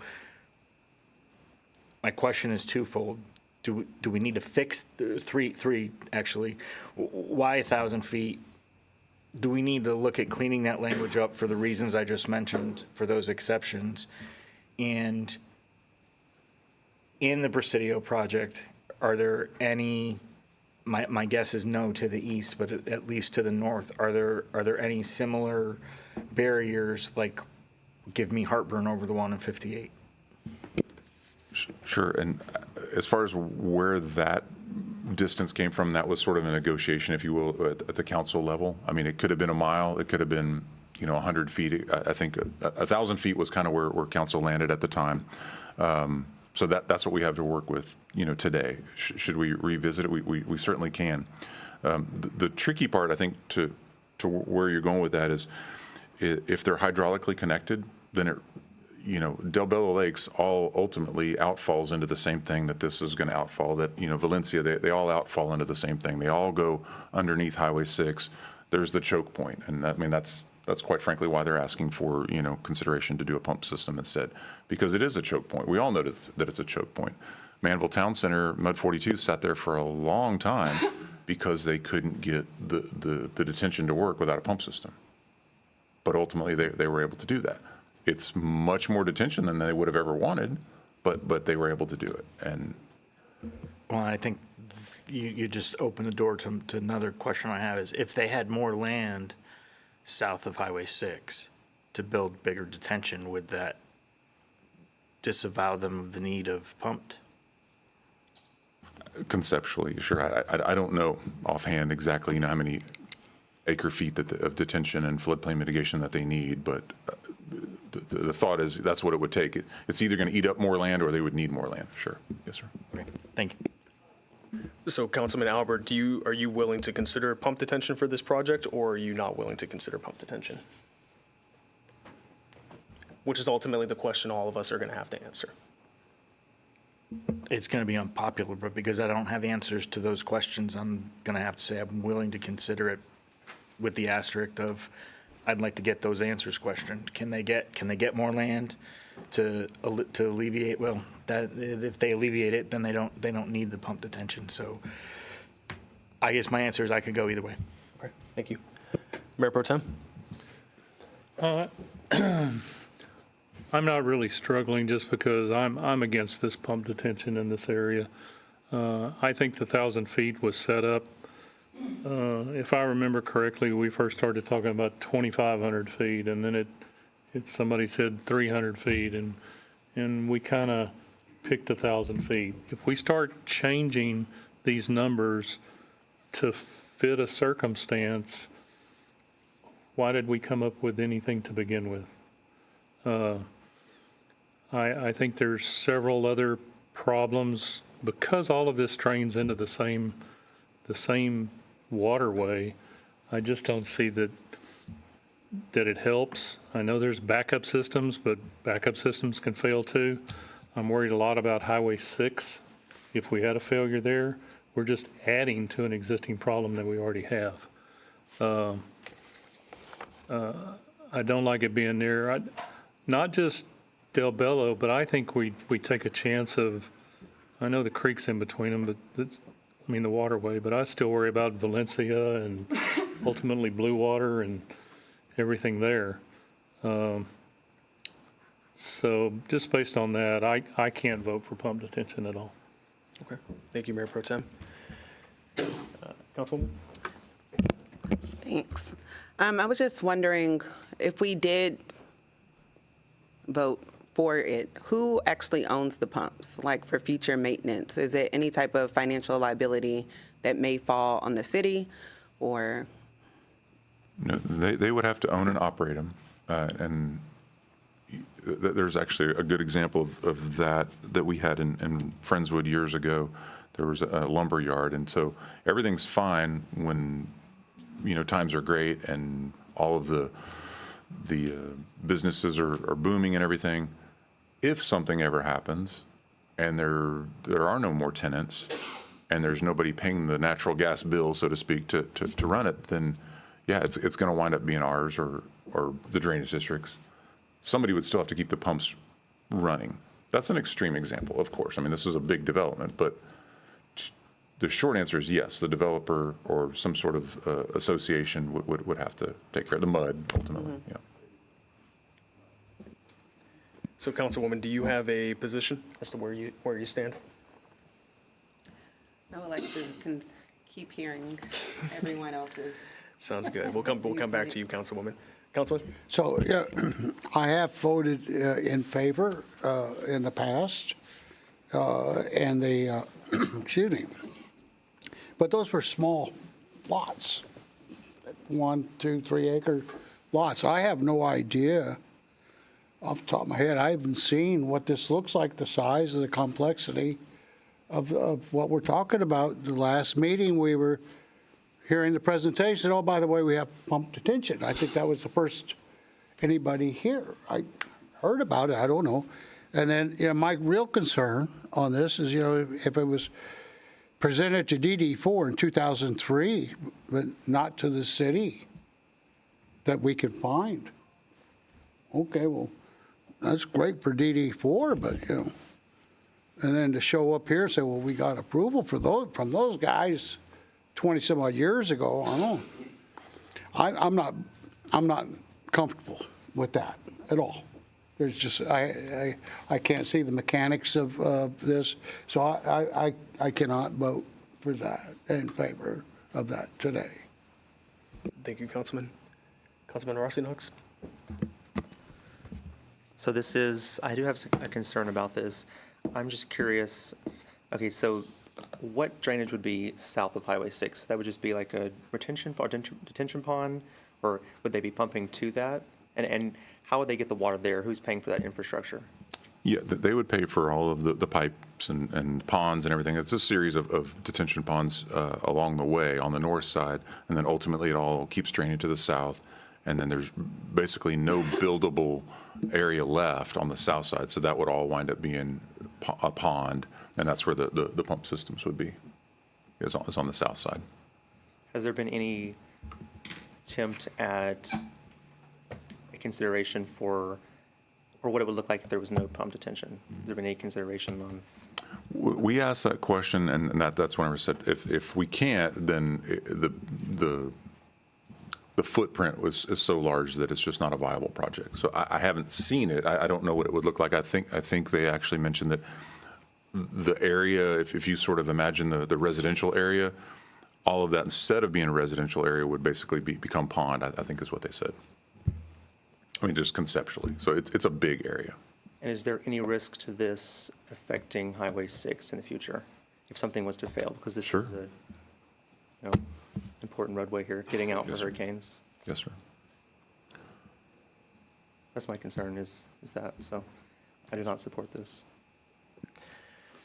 So I'll weigh in now. I mean, we have to go back to the intent of why we even allow or pump detention to be considered on the first place. And I was reminded of this recently in conversations. We recognize that primarily south of Highway 6, people have very small lots of land, 1 acre, 2 acres, maybe 3 acres at the most. And that land is essentially undevelopable south of 6 in some situations if you do not have pump detention. So in my mind, it's always been, if you can meet these minimum requirements, then I'm willing to consider it.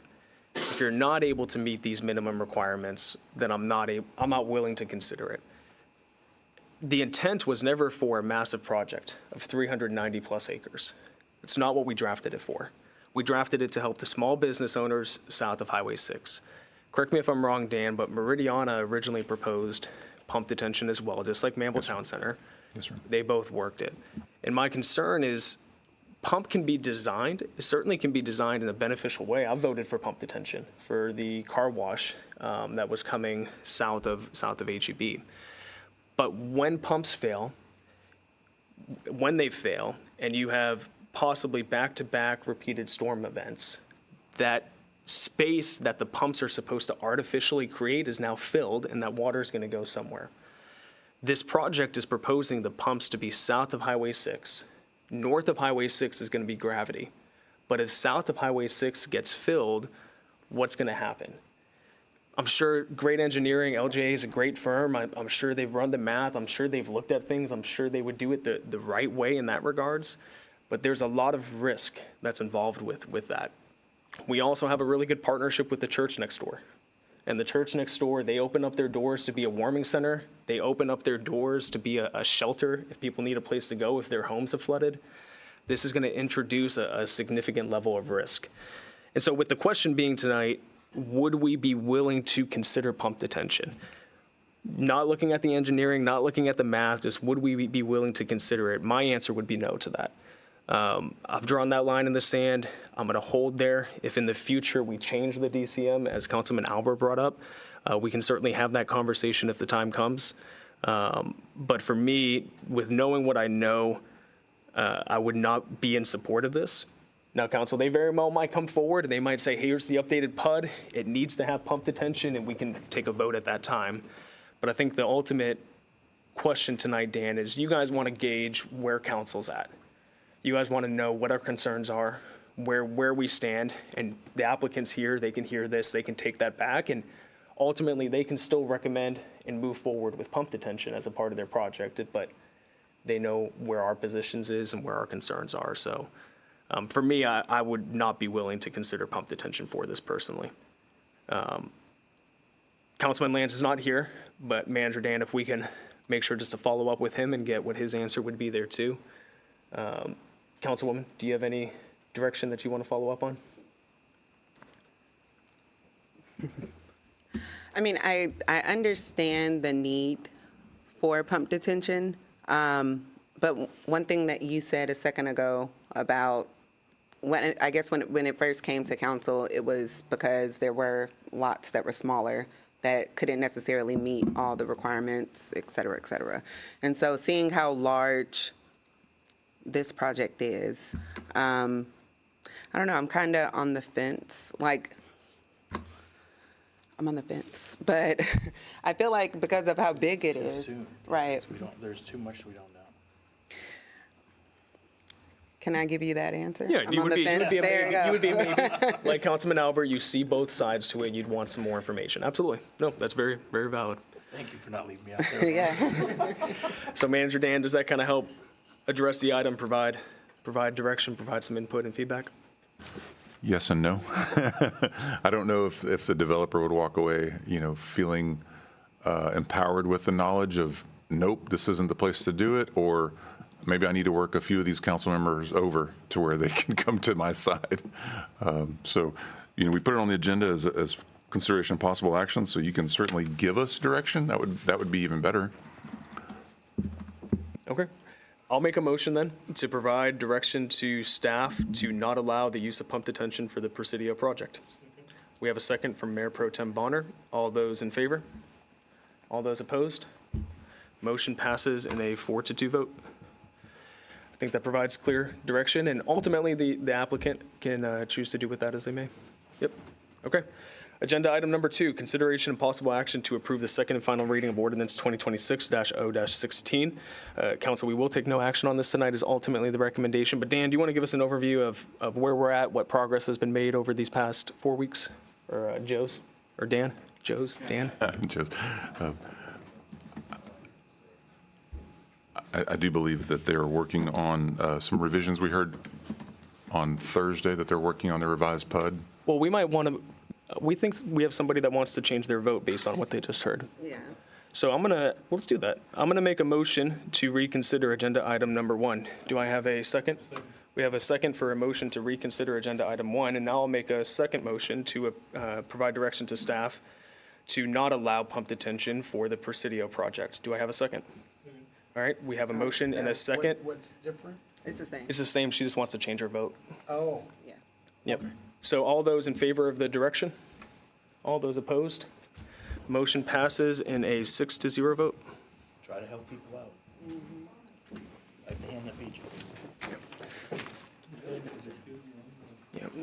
So now heading back to agenda item number 2, consideration possible action to approve the second and final reading of ordinance 2026-0-16.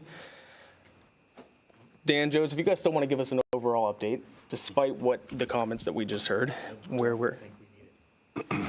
Don't think we need it. Council, do you guys want to hear what the update is, or? No? All right. I think we're good. We'll just take no action on that agenda item tonight. All right. Agenda item number 3, consideration and possible action to approve the first of 2 readings of ordinance 2026-0-17. Joe's did a great job giving us a presentation during the public hearing. Council, any comments and/or questions as it relates to this agenda item? Councilman Albert. Thanks. Joe's, I was on council when we did the no lock doors for the human trafficking. Over the last few years, I've had more and more heartburn with some of the wording on those locked doors. What can we do to fix that? Because as that reads literally, you say all the doors have to be locked. That means the back door that, is usually an exit only, as you can get out if the door is locked, but the door is locked. But if I look at that literally, that door has to be locked, which would say that from the inside it's locked. How can we clean that language up? Did we put that as actual language? Is that something you can fix, or is it something we have to fix? It'll have to be fixed through a zoning ordinance amendment. It's not like an administrative condition, it is part of the zoning ordinance. So we can look at it and bring it back to the council, and I'll check with Bobby to see if there's room for administrative interpretation, setting a consistent interpretation for all the uses, that when we say all doors, it would mean certain types of. Yeah, because even those requirements are in the SUPs for the emergency room, for all the urgent cares, all doors. But the their pharmacies are locked, their other doors are locked. But if you read that literally, I don't think that was ever our intent, that it meant that those doors should be locked, or that the rear, that this door, that this door from the outside is locked from the outside, but I can still exit through that door, and that's the intent of the no locked doors. I can't lock somebody in. I believe, So, Mr. Mayor, I'd like us in the future to look at cleaning that language up, just because I'm not opposed to the intent. I'm not comfortable anymore with the language. and I believe the intent was all front doors or I agree. all main doors. And the all was intended to be associated with all the uses rather than all the doors in the use. So, of course, there's a language issue there, but the intent was always that. And like I said, I'll work with Bobby to see if there's a way for us to set an administrative interpretation that we can consistently apply. If not, we'll bring it back as a zoning ordinance. That was all I had. Thank you. Thank you, Councilman. Mayor Pro Tem Bonner, did you have an item, or? No, Joe's answered. Okay. Councilman Albert, is there a change that you're wanting to make to any of the conditions for approval for this one, or this one's good? I'm good with this one because we've done this 1,000 times since we enacted it, so I just want to clean it up for the future. Perfect. Yep, I support that as well. Thank you. Council, any other comments and/or questions? Okay, Council, do I have a motion for this agenda item? I'll move to approve. We have a motion to approve from Councilman Albert, a second from Councilman Rossi Knox. All those in favor? All those opposed? Motion passes unanimously, 6-0. Thank you, everyone. Thank you, Jose. Next, we have agenda item number 4. This is consideration and possible action to award project number fiscal year 2026-03 traffic signal at Croy Road and Rodeo Drive to Traffic System Construction, Inc. in the amount of $295,295 and authorize the city manager to execute the agreement. Council, I believe we're all up to speed here, so not to take too much time. Dan, just 2 questions. I know the neighborhood is interested, the Rodeo Palms neighborhood's interested. Is this adding a second turn lane heading to the east, or is it just an installation of the traffic signal? Just the traffic signal. Okay, and what are we looking at timeline-wise from tonight to start construction and then possibly to complete it? Sure. Assuming that we could get the contract and everything squared away with them, notice to proceed, around August 3rd, as an example. The contract has 210 days allotted for it, so that would put us completing by March of next year. Practically speaking, if we have good weather and everything, it should be much, much quicker than that, but that's how much time we've allotted. Okay. Do we see this causing any potential impacts with the school traffic in the mornings or in the evenings at that time? Not at this time. That's part of what they have to provide is the traffic control and everything. So once we get closer to actually being out in the field, we'll let Alvin ISD know what's going on. Perfect. Thank you. Council, any comments or questions regarding this agenda item? No? Okay. Do I have a motion for this agenda item? I'll make a motion to approve. We have a motion to approve Second. from Councilman Oplager, a second from Councilman Albert. All those in favor? All those opposed? Motion passes unanimously, 6-0. It's a big item.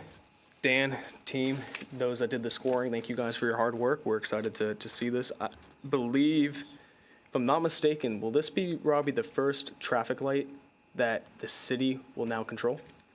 Wow, it's a big milestone, guys. Big milestone. Awesome. Thank you, Robbie. We are a one traffic light city. We are now a town, one traffic light town, all right? All right. Agenda item number 5. This is consideration possible action on nominations to the Texas Municipal League Intergovernment Risk Pool Board of Trustees, place 1, place 2, place 3, and place 4. We postponed this to give more time to consider. Council, the question is, do we have anyone that we would like to nominate as a body? If not, I don't know if we need to necessarily take any action on this. If we don't have any nominations, we don't have to take action. Right, Tammy? Correct. Or if you did want to take any action, you could nominate the ones that are currently serving. I know Bobby knew one of them personally that came with high recommendations, and I did send that to y'all in that email. Perfect. Thank you, Tammy. Council, any comments, questions? Motion to approve what? I thought we need to vote to approve the people that were provided to us, correct?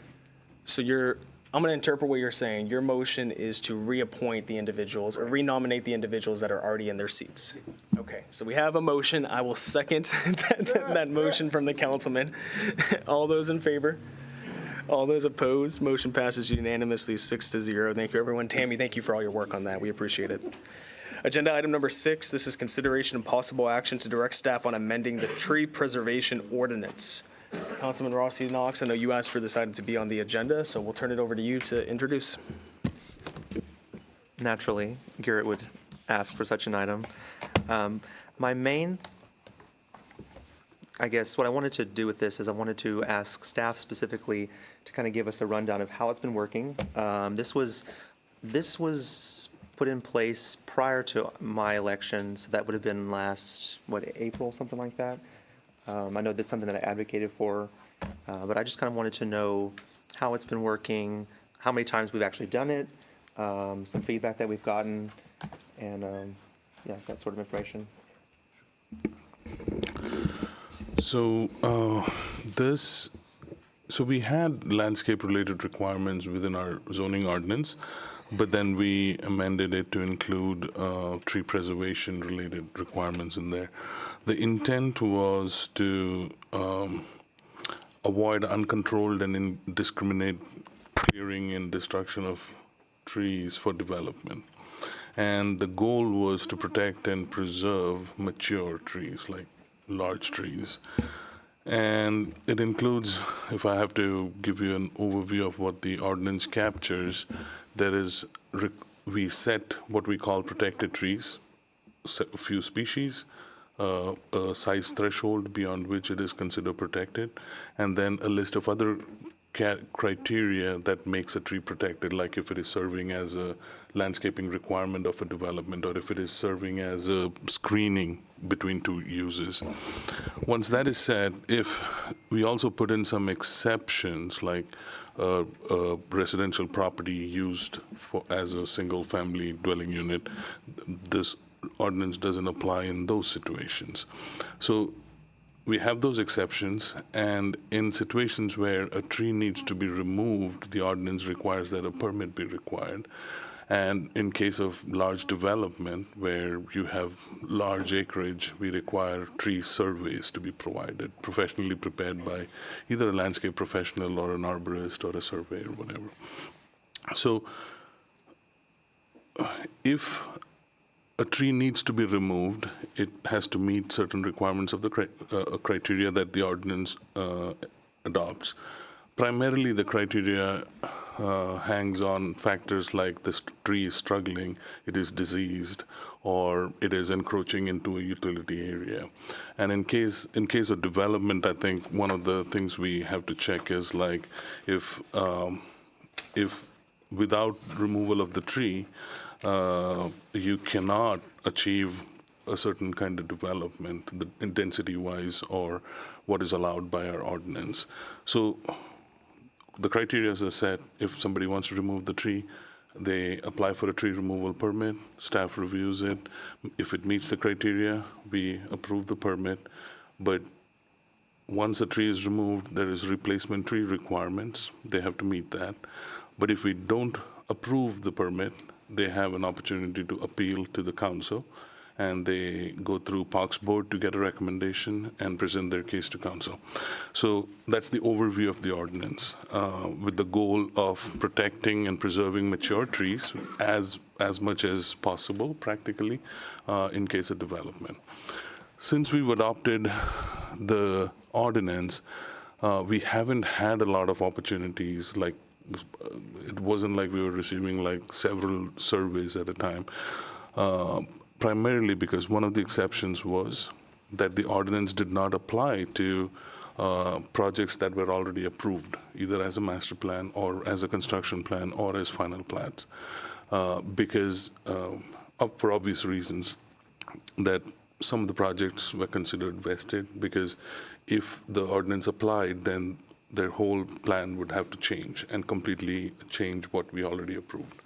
So because of that, some of the recent situations where we've seen some clearing and some of the trees being removed were already vested. So the ordinance did not apply to those cases.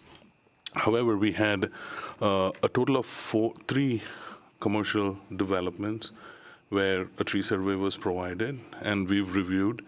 And whenever we do our review, it's not like an automatic position of here you go, approve, here you go, approve. Our first step is to educate or explain to them why the ordinance is in place, the intent of it, and do our best to see if there is any reasonable way the tree can be preserved. And we've approved, I believe, 2 applications of tree removal. It met the criteria in terms of, number one, where it was, the size of the tree on the threshold, how close it was. If our threshold is 60 inches circumference, and if it is like 100 plus, it's a different story versus if it is like right there, 60 point something. The other thing we looked at is the location of the tree to see with all the development complications, whether relocating the tree is possible, or even if we don't relocate, can the tree survive with how development happens? And the 2 that we approved, it checked the box and we were not able to, it made sense to approve the removal. And it was not like several trees, it was 1 tree. There was 1 application that we are still reviewing, and we are still going back and forth with the applicant. And I believe at the last communication we had from the applicant was that they may, they're working on the replacement and where the replacement trees will be located. So we don't have a final decision on that. So a total of 3 commercial projects, and then we have 1 application that was put in, but it's a residential lot. So we are working with the applicant to see what exactly they're doing, because the residential, there's that exemption, but we want to make sure that if there's a way to save the tree, we do that. Or if it is removed, we make sure there's a replacement done. So total 4 instances as of now.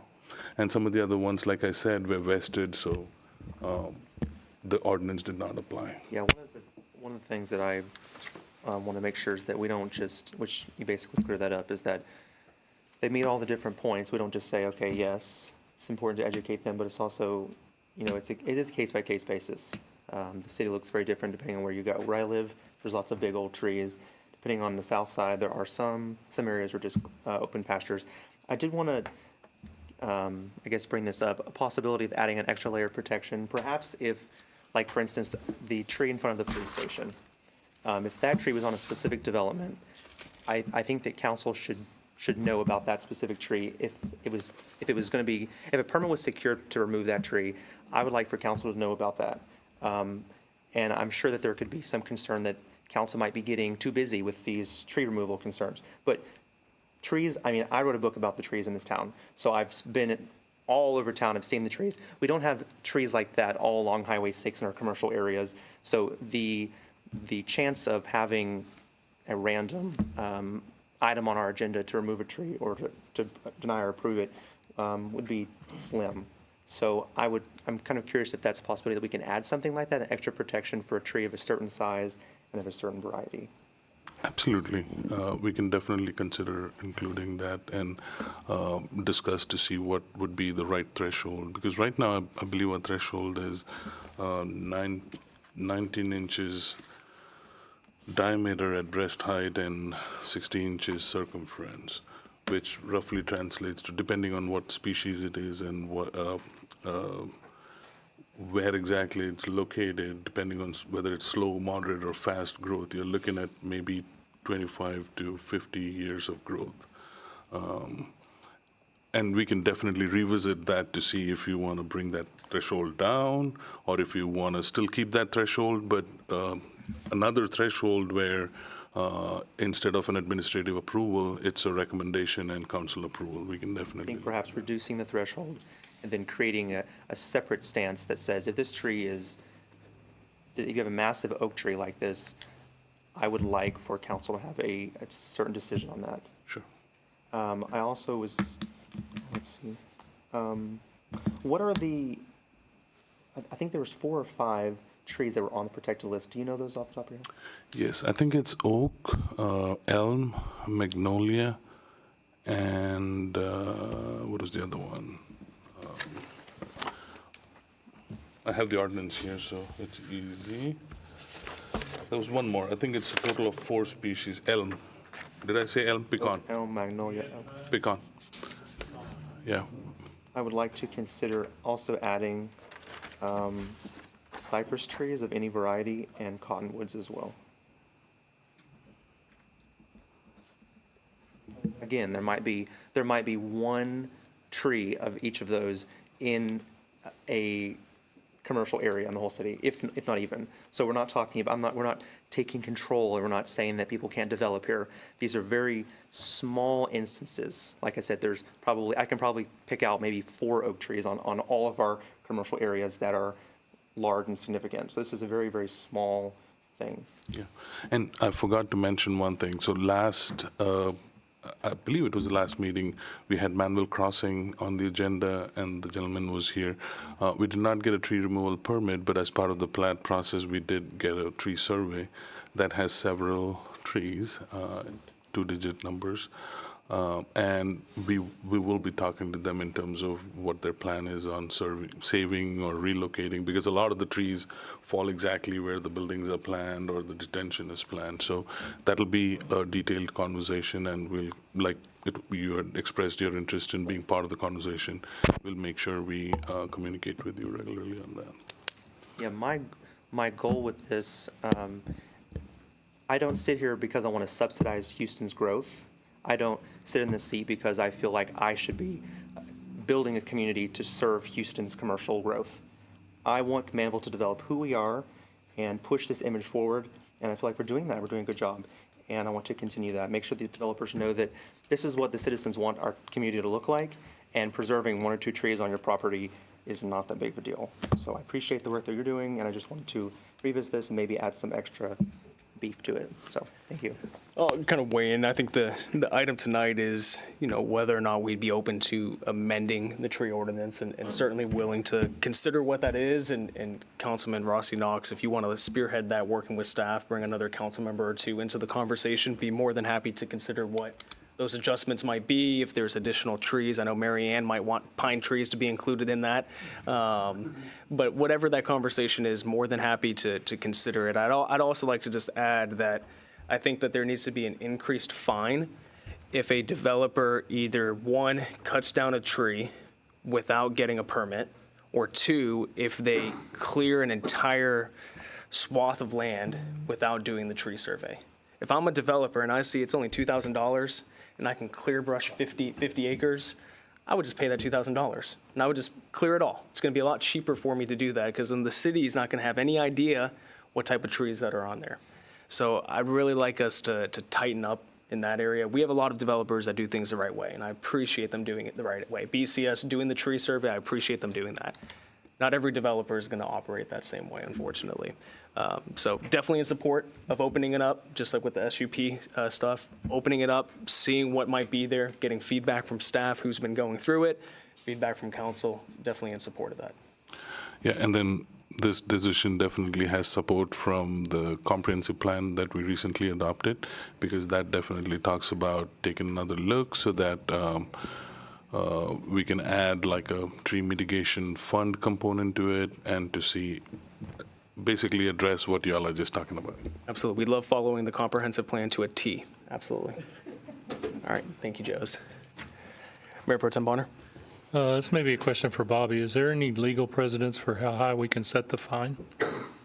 $1 million. Well, you're limited to what the municipal court fine range is, which is, typically $500, but if it's $2,000, if it involves zoning, which I think this is under our zoning thing, so it could potentially be up to $2,000, and that is the limit we can do for municipal court jurisdiction generally. I'm like the mayor. I don't see anybody that's not going to just plow down and pay $2,000. I wish there was a way to put more teeth into that. Are there ways? Or $2,000 per acre of total land that they have in the project. That would cut them down. It's per day usually, or per incident, so this could be a per tree thing.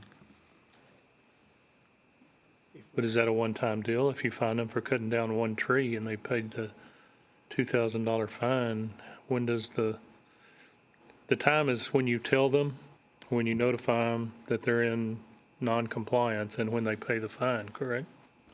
I'm not sure there's a pre-notice requirement. I think they have to do the survey, but if they don't do the survey, You don't have to tell them to do the survey. It's presumed to know the law because that's in our rules and regulations. So that is part of our, whenever we review a plat at the preliminary plat stage, that is a standard comment that we include, that they have to provide us with a tree survey, unless we can go out there and see that there's no tree on the property.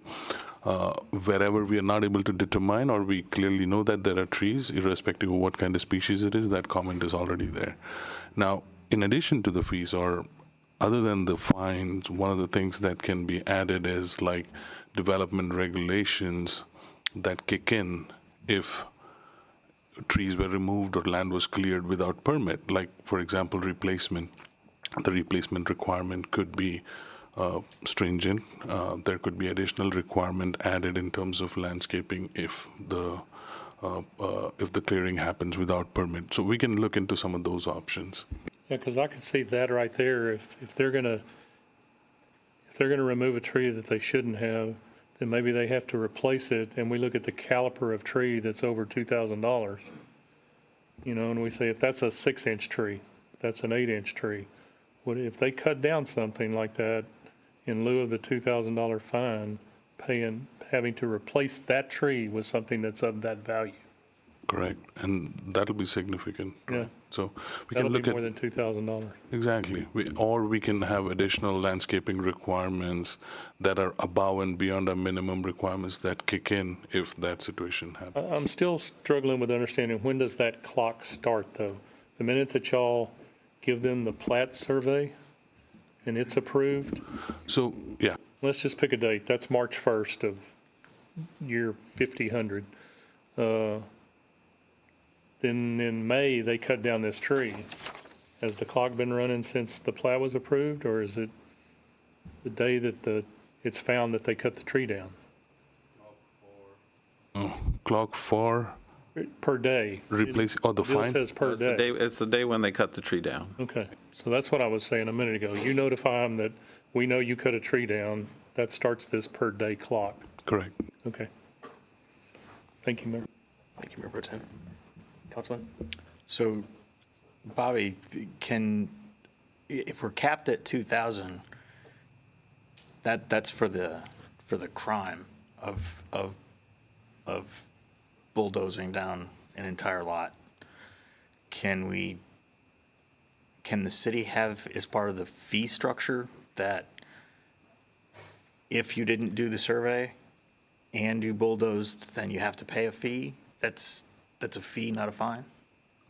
That would probably be, somebody would probably argue that's really a fine in disguise and is probably not allowed because it would bust the jurisdiction of what we're allowed to do. And then there might be one offense fine for not doing the tree plan, and then there might be one offense or ticket per tree that were felled. So that could be more than just the one citation. It could actually be several based upon, what they do, how many trees, that sort of thing.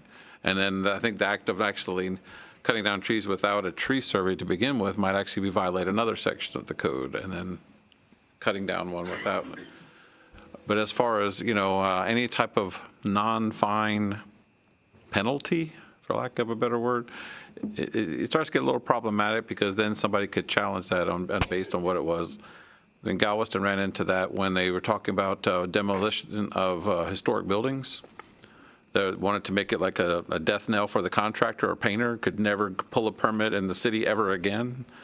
That kind of exceeded the fine range, basically by making it a business regulation where you're basically pulling their license, even though they didn't have a license requirement to be a painter in Galveston, you were basically put out of business, and that you just can't do that sort of thing.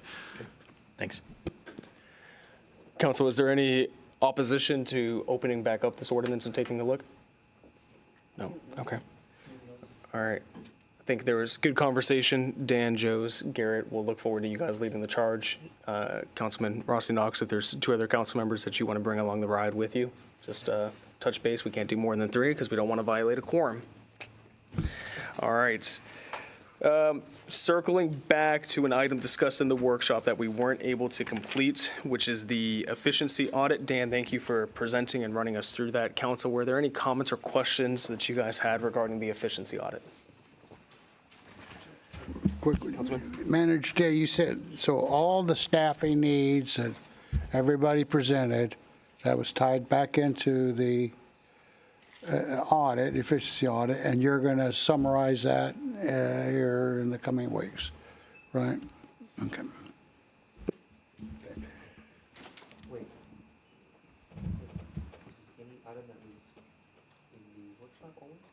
This is a question from Councilman Rossi Knox was, this is any item in the workshop, and Councilman, this is specifically for the efficiency audit. Manager Dan presented it, but we didn't have time to provide follow-up questions. I have a question regarding pump detention, so I will just get that later and answer later. Okay. Councilman Albert.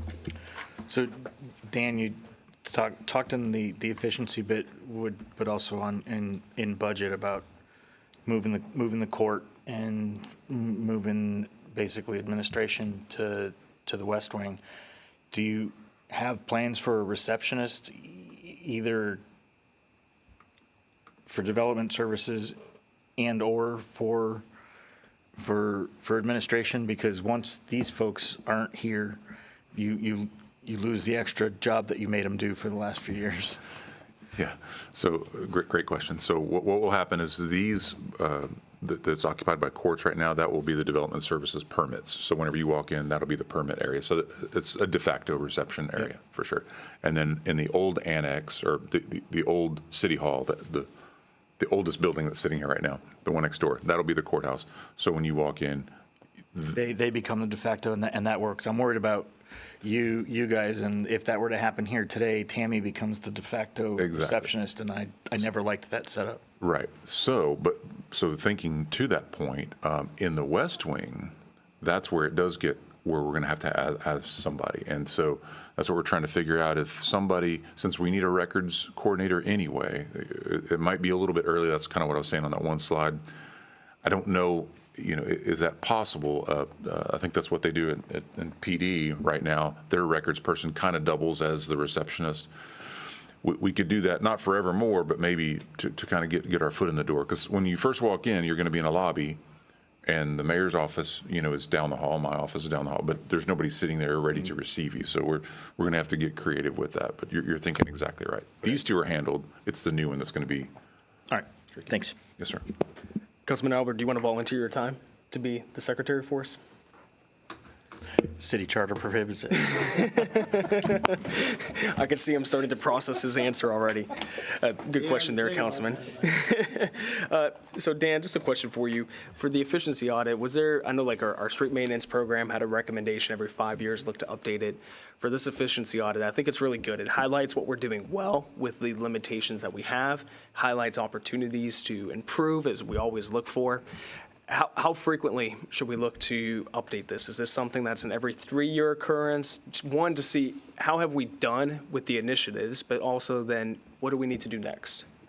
That's a great point. And I don't know if I would, look to the people that did the efficiency audit to tell us, because they'd probably say every year, right? Because it's they get money off of it. But it was really invaluable, I think, for us, or at least for me, just to kind of a new approach, somebody else to look at it. So I think the 5 years is a good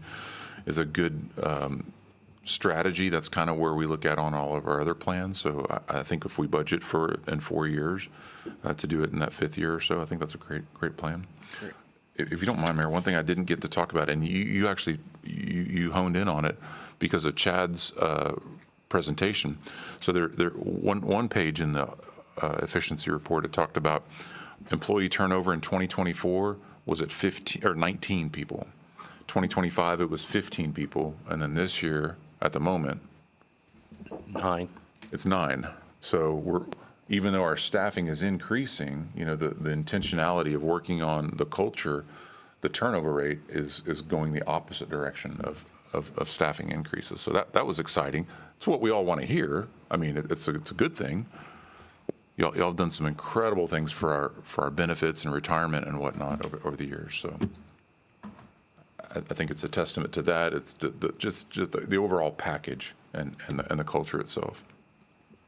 Thank you, Dan, for highlighting. I did some quick math based on the employee count that was highlighted in Rosie's presentation. So 24, we would have been at 19% turnover. 25, we were at 12.9%. And now we are at 6.9%, just to put it into numbers.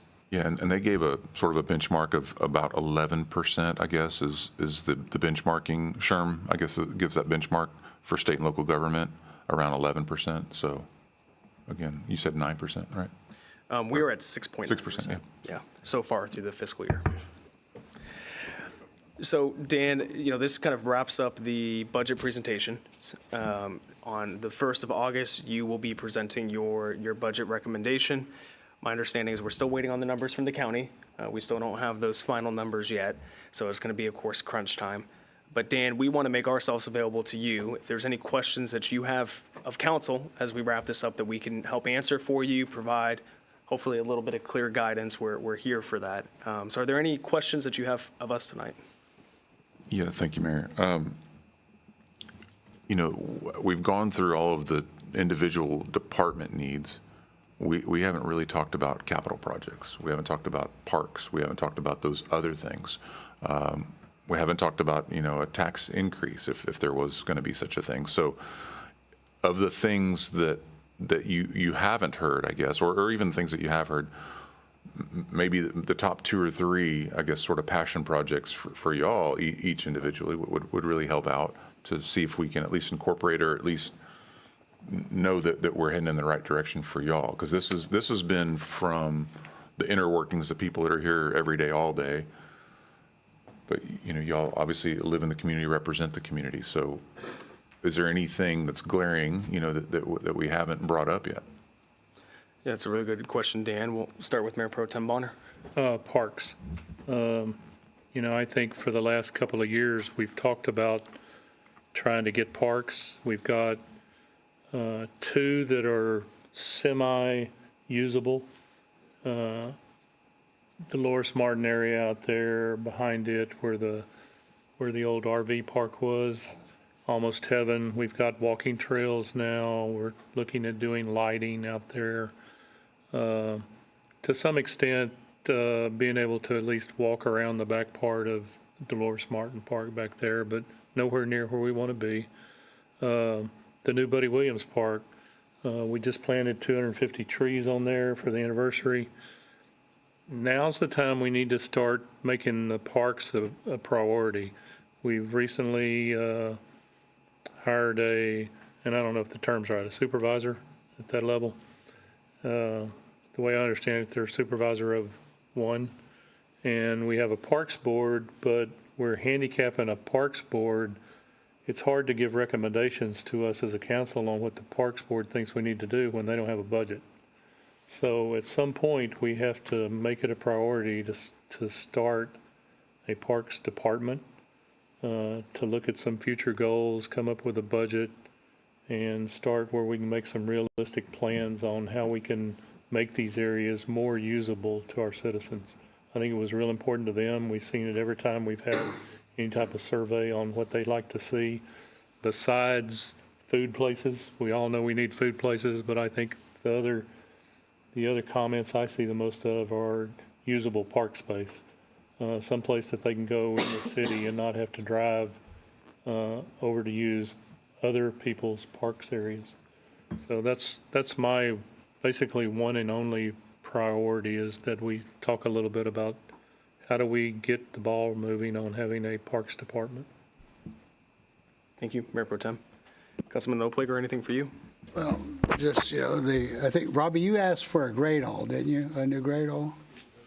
And I was talking to Manager Dan today, so, the challenge of the older neighborhoods, the culverts still fill up with debris, debris and block the culverts and stuff. And that's never going to change in our city. It won't. So, it's, maintaining that. I think that would be the biggest thing for the folks in the older part of Manvel. Is a ditch clean, is my culvert clean, right? And whatever resources that takes to kind of get that up there is something that I think that we really should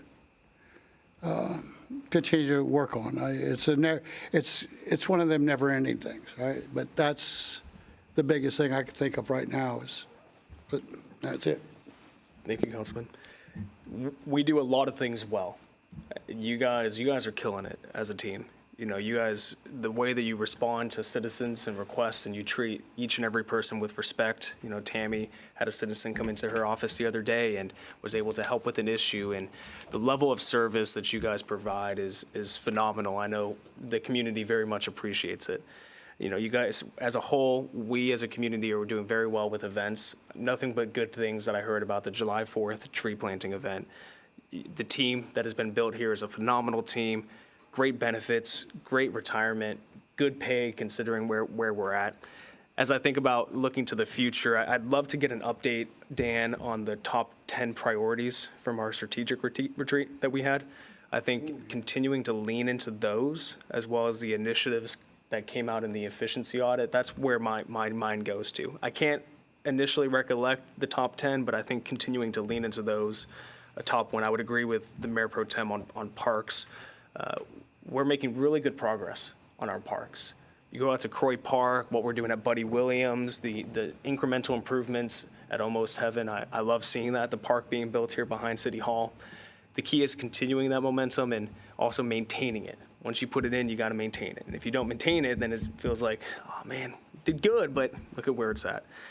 Two things that aren't necessarily financially related, but it's going to be staff time. The police department has done a really good job with their development pay program, making sure to stay up with that and tweak and adjust that. Would love to see that. I continue to preach this, spread across our other departments, because it helps show not just where you're at, but where you're going. The other is, once the budget passes, setting expectations with the community about what are our drainage projects and what are the road projects. To the councilman's point, what are we looking to do with the money that's been allocated for this year? The road plan that we put together, breaking it up in 4 phases, was extremely helpful. I know as I got asked questions and fellow council members, we could point them to that. So just knowing here's where the money is and what it's going towards would be extremely helpful. Not interested in seeing a tax rate increase. I think our 56 cents is a very solid rate. Need a little bit more information, to use Councilman Albert's terms, a little bit more information around what the county is going to set that range at, because I'm curious. Also some clarity in regards to the AG opinion as well, knowing what sort of implications come from that. So if we can just be updated as soon as you guys know, that would be much appreciated. So that's what I have. Thanks, y'all. Councilwoman, anything for you? No. No? Okay. Councilman? So I'm going to dovetail onto your tax rate increase, because I'm not in favor of raising taxes, but I think based on the AG's opinion, we may have to consider, in my opinion, doing it if our hands are going to be forced next time to not get a choice. Because I sadly would rather err on the side of doing it and having it than needing it and not being able to, if that makes sense. And I feel like I could justify that to the people in the city that we'd be doing them a favor by raising it this year if we're not allowed to next, but then planning for it. That shouldn't be a priority, but I think it should be a consideration. I'd also like to see where we're at with our capital projects plan. You know, on my very first year, I think even my very first meeting on council, we got told we needed that water tower, and it wasn't until last year that the thing came online. I'd like to see if we've deferred any of those things, and if so, how badly we've deferred them, and evaluate whether it's time to stop kicking the can down the road and costing us more money by deferring those capital projects. And then I'd also like to see whether the amount of money that the MEDC has given us in that fund, whether it's time to start planning any of the infrastructure on that land up there ahead of, in anticipation of that project moving forward, especially given that you know, we're in talks with that partner, and you know, one of the comments that they made in a meeting is, you know, how willing are we to get started early on those things? And I think if we have the money to do it, then the longer we wait to do these things, the more it costs. You know, if I had it to do over again when we built this building, I've said it before, I'll say it again, I wouldn't have built this building. I would have built 2, because it would have cost us. It would have seemed to cost us a lot of money then, but would have cost us a fraction of what we're going to pay now. Really good feedback. Thank you, Councilman. Councilman Rossi Knox. I'll just echo some of these because apparently we want similar things. Parks for sure, always. Drainage projects, when I ran for office, I wanted to see just any drainage projects. I wanted to see some wetlands. I wanted to see, so we might get to work some of that into the Acre Lake, so that's kind of happening, I guess. And then no tax increase. I'm going to make a separate nameplate and put it right here that says wet hen if we have to do that. So no tax increases coming from me. So, of course, that's good to consider, though, what the AG says, but no tax increases for me. Thank you, Councilman. Dan, Tammy, Bobby, have we heard anything back from the AG's office at this time? Because it seemed like, the Attorney General was really gung-ho whenever he was running his primary to come out with this, but now it's been radio silent. So I'm curious as to where we're at. So I've got the red receipt showing that they've got it, but they did not respond to it. I actually made a note to email a follow-up on it with the red receipt and sending the initial email that they sent saying it was late to see if there will be a response. And then I think Dan was going to put together a separate something to send to him as well. Okay. When did it say that they read it? Because we could certainly submit an open records request to them and see if they've had any internal communications about it.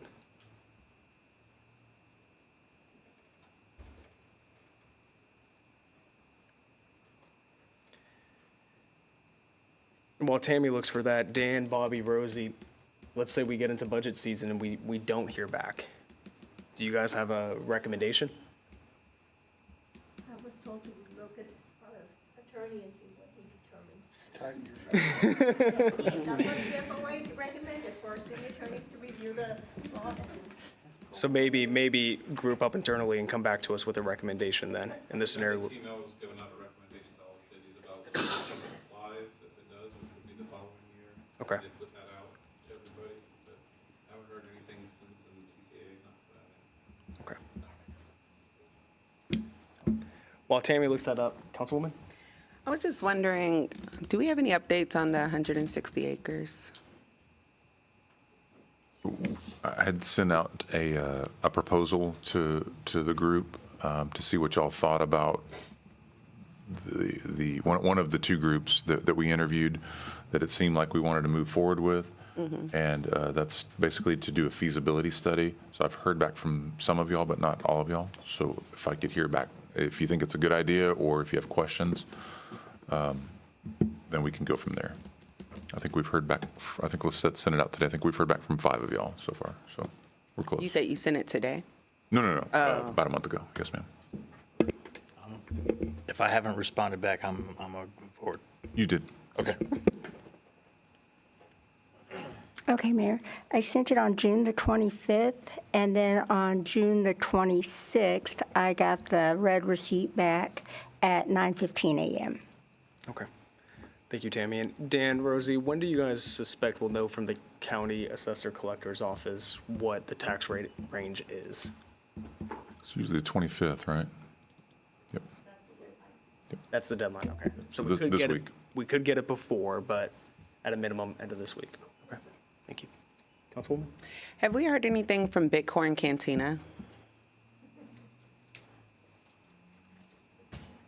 Just want something, you know? I can Like, I can check with them and update you next meeting. thank you. Awesome. Manager Dan, any other questions that you have for us as it relates to the budget? No, that was really, really helpful. Thank you all so much. Well, if there are, just please follow up with us and we'll You get got back it. with you timely. Yes, sir. All right, council, we'll now move on to mayor and council comments. Just a few quick comments for you guys.